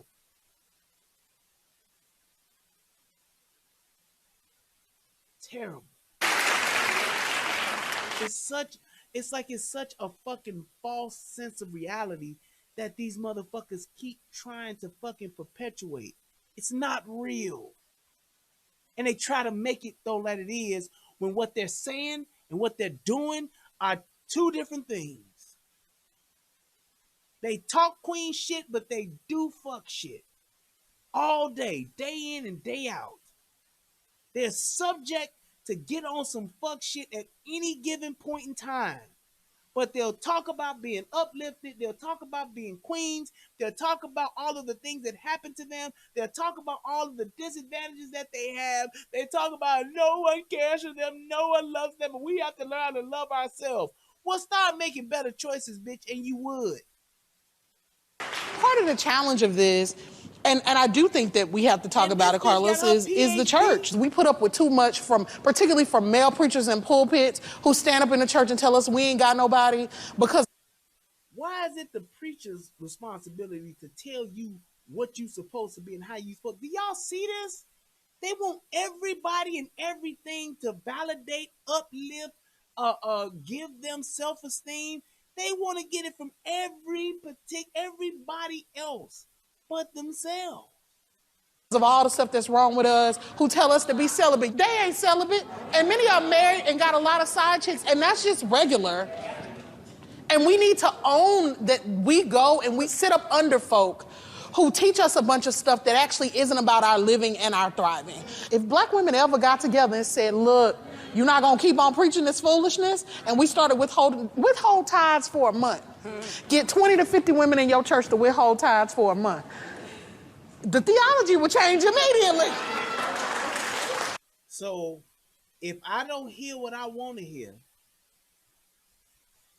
if I'm not hearing what I believe is a good message, fuck me leaving and going to another church. No, I need to withhold my tithe until the preacher starts saying things that I want to hear. Pizza, hot links, and donuts, that's what that is. Pretty high blood pressure and diabetes. What kind of sense does that make? These motherfuckers are crazy. If I don't hear what I want to hear in theology, if the preacher ain't saying what I want them to say, I need to withhold my tithes. I'm damn going to another church, damn challenging the preacher on what they saying, damn having a conversation with my pastor. Nope, I need to just withhold my tithe with 20 or 50 other women, and we'll see what happens. Why y'all ain't tithing? Because you not saying what we want you to say. So we've been buying more pizza, more hot dogs, and more devil's food cake, right, Rich? And they may be a little over. Exactly, David. Damn what the Bible say. Damn God and what his laws are. Damn all that. We want to hear what we want you to hear, what we want to hear. If you ain't tell us what we want to hear, we withholding our tithes. We ain't concerned about all this religion and commandments and following the Bible laws. We ain't doing all that. Tell us what we want to know and what we want to hear, or we gonna withhold our tithes. Overweight like I am, but we can rub our tummies together and be joyful and happy together. Talked about very real issues of pain, of love, of recognizing who we are, of trying to make steps. But let me flip it to the other side. Where has life been at its best for you recently, and what makes life wonderful when it is wonderful? My life is the best it's been now, currently. I'm at a time where I'm starting to say no, and that's been so wonderful. To look someone in the eye and go, I won't. I love it because I'm being a little selfish. I'm saving, my time is precious. I don't have very much time. But also, what was the question? My job is pretty joyful. I go on the road. And what makes life wonderful when it is wonderful? My life is the best it's been now, currently. I'm at a time where I'm starting to say no, and that's been so wonderful. To look someone in the eye and go, I won't. I love it because I'm being a little selfish. I'm saving, my time is precious. I don't have very much time. But also, what was the question? She totally he asked her a simple question that she totally just went off into some other shit. I'm going to talk about what I want to talk about. He said, what makes life fulfilling for you? What makes life good? And she just went off into some other shit. And then she actually, I give her credit for actually realizing, I didn't answer shit that he was saying. I've done that before and been like, wait a minute, that wasn't the question, was it? Joyful, I go on the road, I tell jokes, I do comedy. I started pole dancing, and that's brought me so much joy because controlling my body and then learning a new move, you're just proud of yourself and you leave there feeling very accomplished. I'm just trying new things with my body, and I like that. Tina, what about you? So, I have learned that hope and possibility are not just nice words. They are active, aggressive, powerful ways for us to own our lives and shift our energy from what is controlling us to us being able to make choices. So when I am in the middle of it, because I'm always doing my work, sometimes I can be like in my kitchen going, oh God, this hurts. But I get it. I see it. And I know that what I'm learning is moving me towards a greater possibility for my life. So possibility makes me very happy. I'm going to come over here. Who's doing something interesting that's bringing them joy? I learned to fall in love with goodness. I think, my mother told me everything about the type of man that I should find, and my friends told me that I needed to be with somebody successful and fine and smart. But goodness, as my mentor told me, was something that I was missing in my life. And so I've started to fall in love with goodness, and that is therapeutic and helps me find joy every single day. And what does goodness look like to you? What do you mean when you say goodness? Yeah, someone who cares for you and thinks about you and is intentional about your needs and desires and listens to you. There are a lot of women here that have a lot to say. And so someone who's just there and they're kind and they may be shorter than me and they may be a little overweight like I am, but we can rub our tummies together and be joyful and happy together. Here's the thing. The basic qualities that we should expect from each other as humans. It's astonishing to me that black women don't understand that until they've gotten old and fat, until their breasts are sagging, until their cellulite is popping, until their ass is drooping. That's when they start looking at human qualities. You notice that? It takes age to humble a black woman, if it happens at all. When they old and sagging and tired and been ran through, don't want to go to the club no more because everybody know them and all the regulars and fuck them. And that's when they start looking for goodness in people. That's when they start looking for somebody who's just going to be a decent person. All your good years have been wasted on ain't shit niggas. Now, you want to be celibate and find a good man and get married and have a husband and have a family and live the rest of your life happily ever after. After you've led the good years of your life doing fuck shit. It's funny. Yeah. Thank you so much. Let me come right over here. Just being a strong black woman every day in America and living, going out into the world and coming back, that gives me the utmost joy. I have no idea what the fuck that means. Just being a strong black woman in America and doing all of this and just living gives you joy. It made no sense. He asked a simple question. What gives you joy? Being a father, raising my daughter. What gives you joy? Having a home and being able to pay my bills. What gives you joy? Being able to work a job that I truly enjoy. What gives you joy? Working with people that I have a good time with. That gives me joy. Being able to come home and cook in my kitchen, barbecue, hanging out, smoking a cigar, gives me joy. Being able to listen to music while I have a drink gives me joy. Being able to have a YouTube channel where I get to talk and bring up points about what I'm thinking and talk with people about issues, having conversations that make us better. That gives me joy. Being able to be a part of Soto Nation and being able to encourage people and to help people and to give advice, being able to hang out with friends and family, that gives me joy. Simple fucking questions should have a simple fucking answer.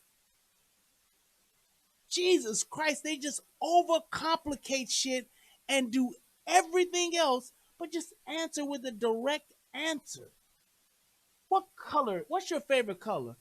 Well, I have plenty of different favorites because it depends on the mood that I'm in. And if it's on a Tuesday, I might like pink. But if I'm on a Thursday, I might like... What? What the fuck is your favorite color? I didn't ask about all that extra shit. Jesus Christ. Right, good wine gives me joy. A sweet red gives me joy. It's that simple.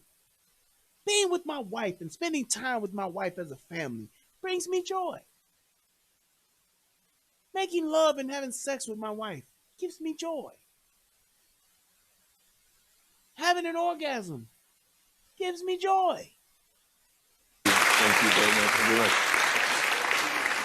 Last year, I was diagnosed with breast cancer. What was funny about it, my husband and I, we were in the garage and we were talking about, well, I wanted to be a little bit more enhanced. And little did I know I was going to get it. So I had a double mastectomy, got my girls, and that brought me a lot of joy because... Now, she actually answered the question. Getting me some fake titties after I had breast cancer gives me joy. I had a double mastectomy, and now I got some perky fake tits. Gives me joy. Aye. Because a lot of times you hear cancer, you think, oh my God, I'm going to die. Or you think something negative. Well, I found that one little joy, and I'm very, very happy. I totally get it. Thank you. She answered the question. Having a mastectomy, having breast cancer, getting a double mastectomy, and then turning it around and getting me some fake titties gives me joy. Asked and answered. Thank you. But you see, she has a husband. Aha. Aha. Ah, what do you know of funny? You come over here. What has brought you joy? Being among so many black women brings me joy because I don't feel like I relate to a lot of people who look like me. I don't see a lot of people who look like me on a regular basis. I don't have very many or maybe any. I have one African-American friend.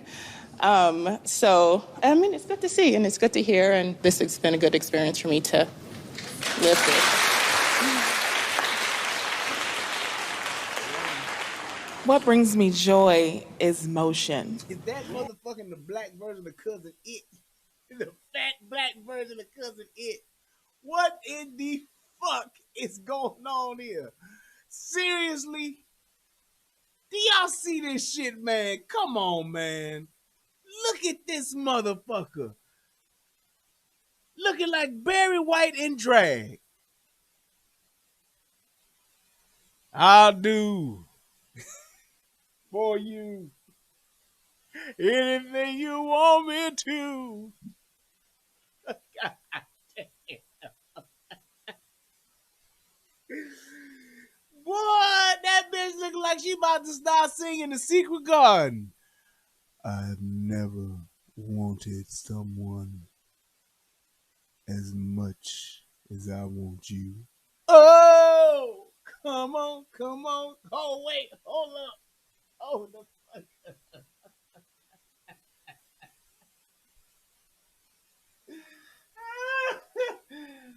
I'm a bastard. Oh, I don't have it. And it's gonna take me too long to find it. God damn, I fucked up. But whatever.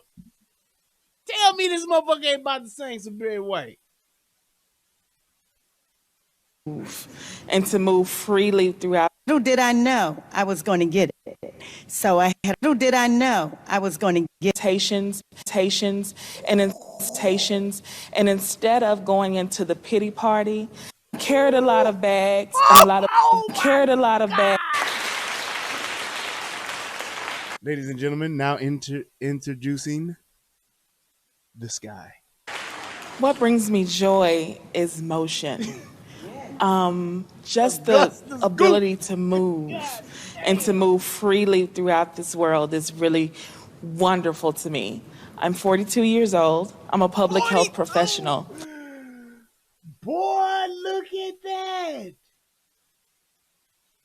Jesus Christ. I had a stroke in January because I carried a lot of things and I carried it in a very creative way. Are you okay? Yeah, I'm fine. I carried a lot of bags and a lot of baggage for a lot of people a lot of bags that didn't belong to me. I graduated with my PhD one day. 3 days later, I had a stroke. Let me tell you something. Yes, stress can cause a stroke, but so can obesity. Because that bitch could have, nah, let me, she could have sleep apnea, which could cause a stroke.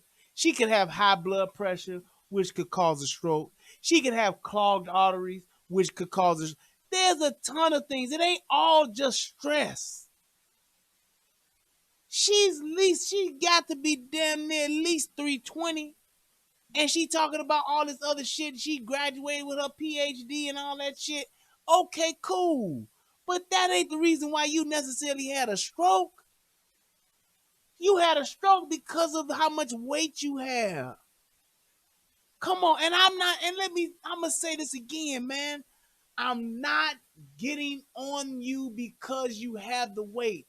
I'm getting on you because you won't accept responsibility and accountability for the weight you have.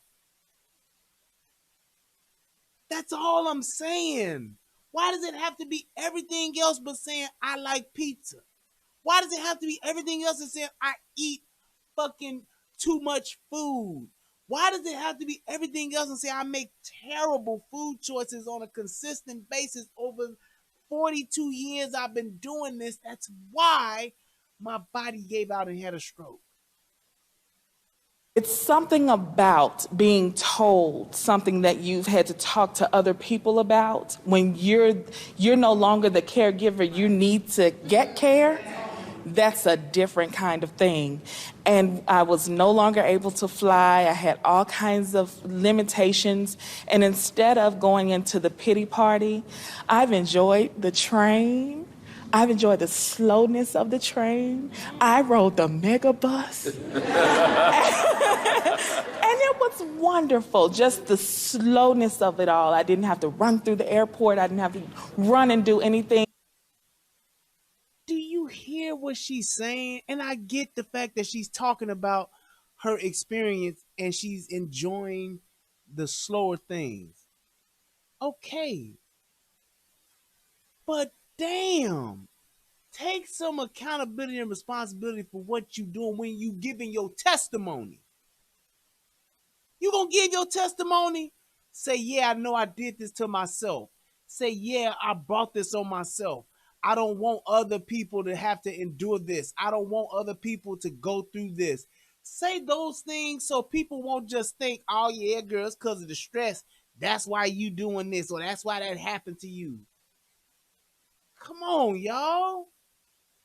And that's something, even when I'm able to get cleared by the doctors to do everything, I want to continue to enjoy the motion of life. Yeah, that's beautiful. Thank you. Thank you. The most surprising thing. Honestly, it might be that you only have one African American friend. We do for personal reasons. And rather than try and come up with some answer that fits everyone, I think the starting place is to get to know yourself so that you can examine why you do what you do. Because you do what you do for a very good reason. That reason you might have outgrown. Or, better yet, if it's a reason that you want to outgrow, it's a reason you can outgrow.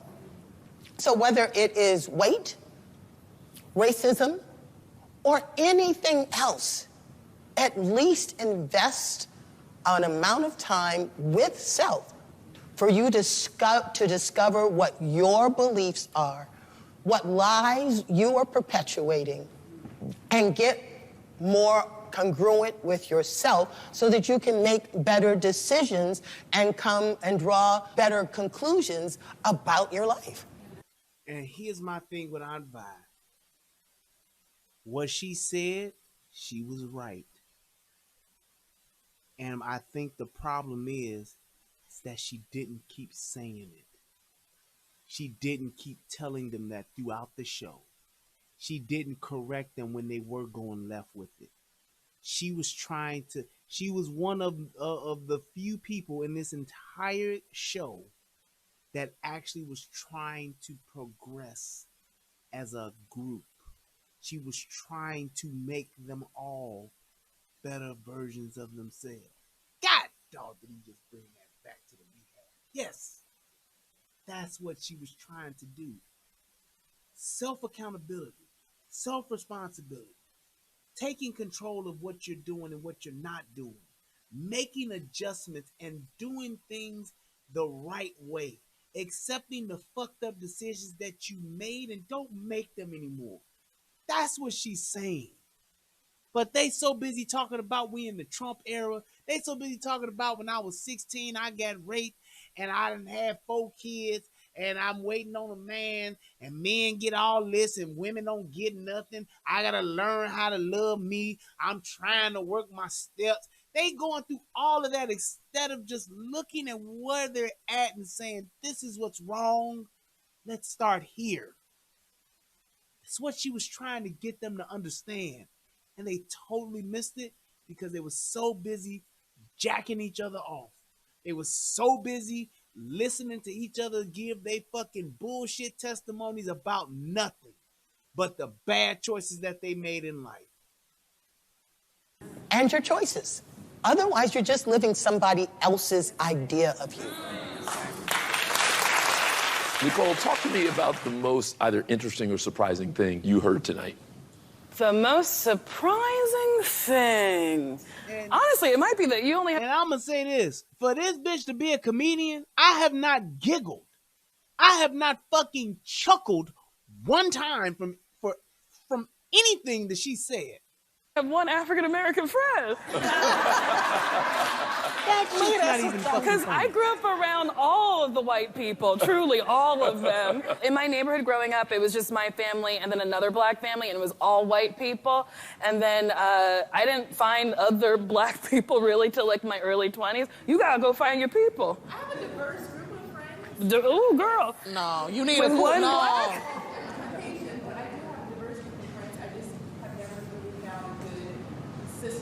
Mm-hmm. This could be my head. That's right.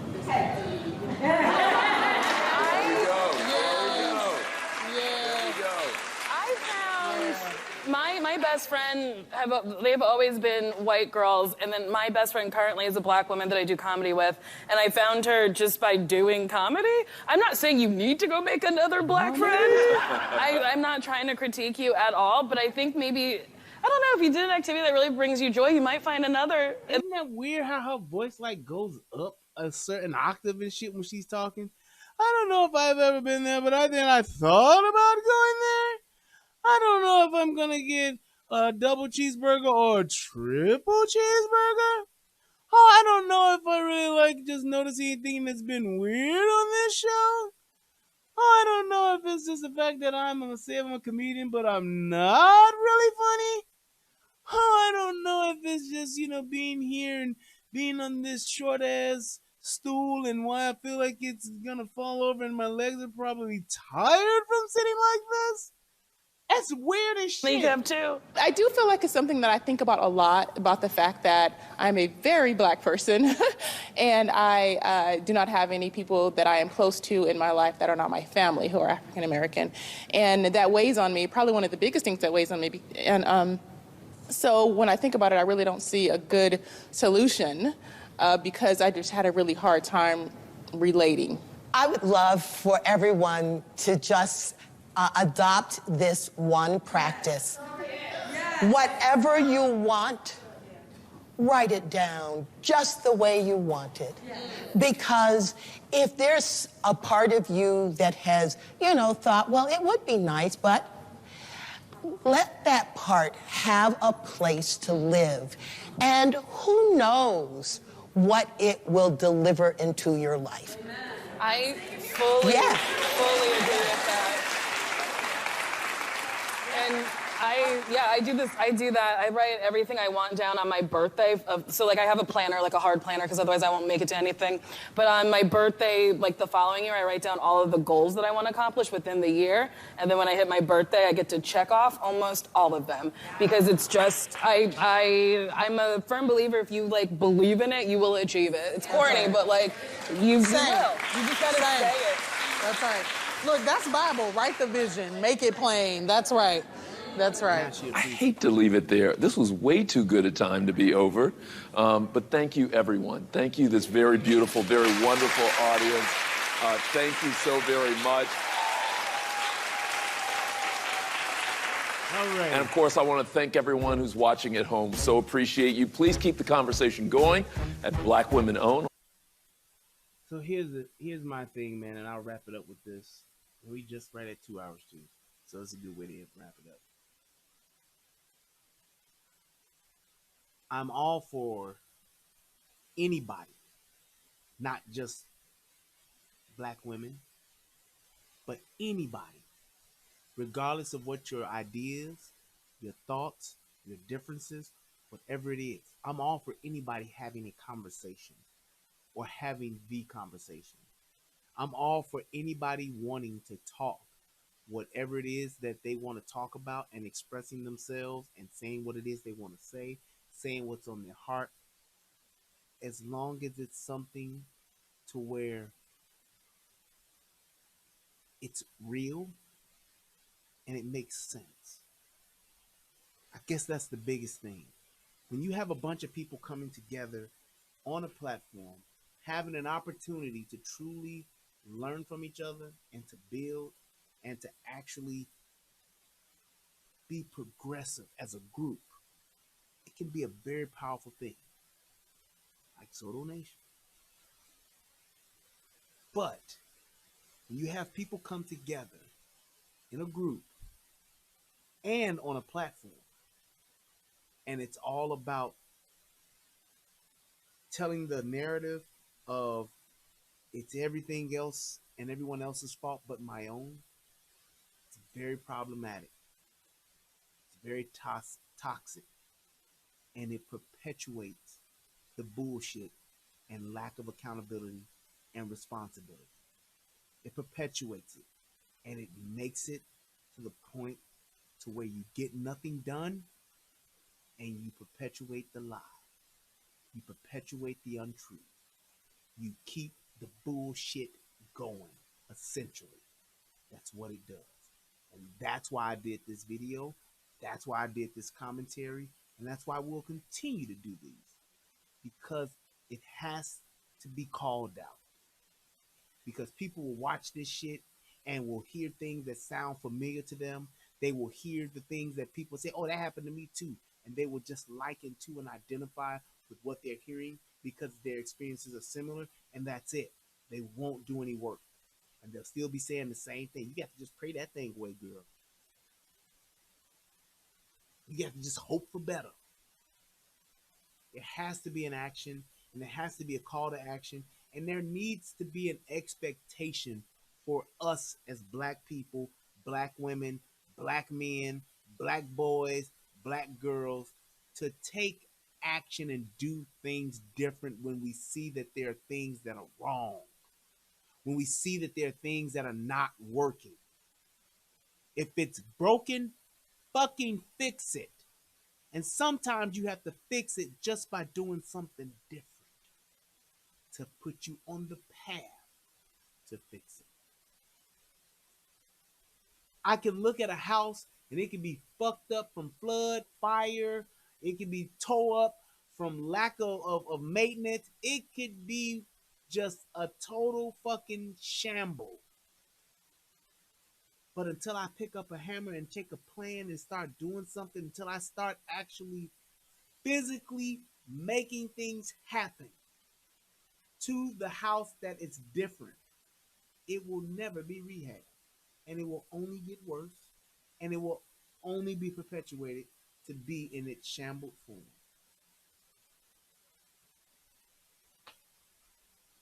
That's all I have to say about that. Oh, man.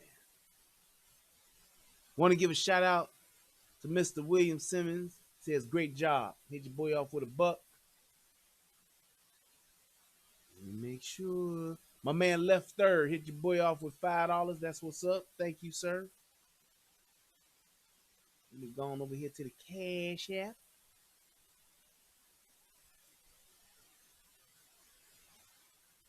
My man Brass Man Taker hit your boy up with $2.50. Thank you, sir. Then my man Richard Ford hit your boy up with $10. That's what's up. Thank you guys so much, man. I appreciate everything that you guys have done. I appreciate your support. I appreciate all of the time that you guys decide to click the like, to subscribe, to just watch me, listen with me, interact with me, and just put up with me, man. I appreciate it. I really do. I hope that this video helps somebody else become a better version of themselves. Click the like button. Click the subscribe button. Check out the United Guns of America. Oh, I did want to address one thing over here on the UGOA side.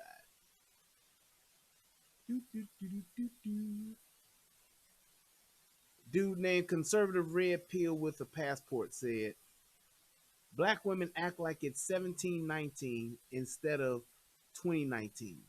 They had to be strong and independent during slavery in case their men were sold off or killed. They can be married to black men to relieve their burden. Black women don't have to be strong in 2019. They choose to do so because it sounded good during the feminist movement, but it was also ingrained into black American culture as a carryover from slavery, whether intentional or unintentional. There are too many incentives for black women to continue that carryover from slavery, even though it's clearly been proven to be destructive. If we were back in segregation, they have to act right ASAP. The point that I'm getting from that is this. One of the reasons why I'm an advocate for ending or overhauling public assistance, because of that right there. When we didn't have shit, we had each other and we depended on each other. We uplifted each other. We cared for each other because nobody else would. We took care of each other. We supported each other. We did for each other what needed to be done. And we did it because we actually, truly loved each other. We gave a shit. We gave a shit. That's why I can tell you right now, case in point, my father's side of my family, we have our family reunion. I don't know if I've said this before, but our family on my father's side is 3 family names: Blake, Spike, and Gibbs. You know how it got to be that way? Because Blake, Spike, and Gibbs, those 3, when they started being a family, it was because when slavery ended, they ain't had nobody. They was literally on the plantation together. And they had been together for years and years and years. So they stayed together because together they were more powerful. They were able to do more together. Wasn't no government assistance. Wasn't no aid check. Wasn't no not social security, but it wasn't no WIC. Wasn't none of that. Because you didn't have a free ride, then you made your own way and you got with those that could help each other and you made a way together. That's what they did. So back in the days of slavery, there were a lot of different circumstances that were pending that caused certain people to have to do certain things out of their character, out of their position, out of their swim lane, out of their wheelhouse. And they did it to survive. We're not in that situation now. So we don't have to do that. We don't have to do that. So when you don't have to do it, get back in your position because that's what you're best at. That's what you're good at. Can you have a cornerback play a wide receiver position? Yeah, you can. The difference between a cornerback and a wide receiver is what? Cornerbacks can't catch. Wide receivers can. So yeah, you can get a cornerback to run a route, but he can't catch the goddamn ball because he's not good at it. So why not, when you get a good receiver, put the cornerback back on defense? Because he can make way more of an impact on defense than he can on offense. Black women, get in your position. You'll be less stressed. You'll make better choices. You'll live better lives. You'll be healthier emotionally, physically, mentally, psychologically, because you'll be in your position.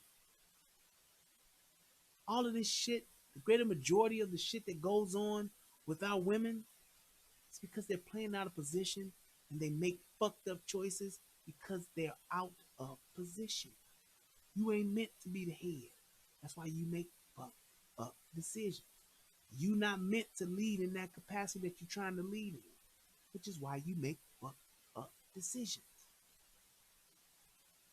You realize that most black women don't even get a grasp on who they are and what they want out of life till they damn near in their mid to late 30s. They just start to figure it out once their body starts to change.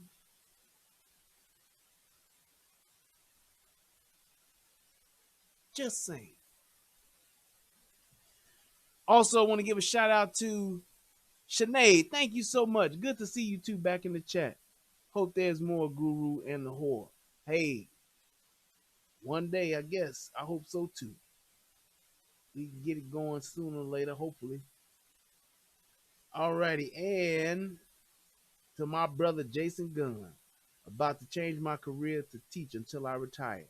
I have 4 years left. I want to teach these new officers how to shoot right and better to save lives. Love you, bro. Great idea, man. Using what you got to help somebody else. That's awesome. That is awesome. So, hey, man, Godspeed to you with that, man. And I know you'll do well with that, bro. Absolutely. And that's what it's about. Taking the things that we have that we're good at and sharing them with other people in the world. Do that. All right, guys. I want to thank everybody for tuning in. I want to thank everybody for supporting the show. Thank you to everybody who donated. I really do appreciate it. You guys are amazing. I love you guys. Thank you. Thank you. Thank you. You guys have a good night. And until next time, I hope that this video helps somebody become a better version of themselves. I am Brian Redmond. This is the Relationship Rehab. Until next time, people, we's out.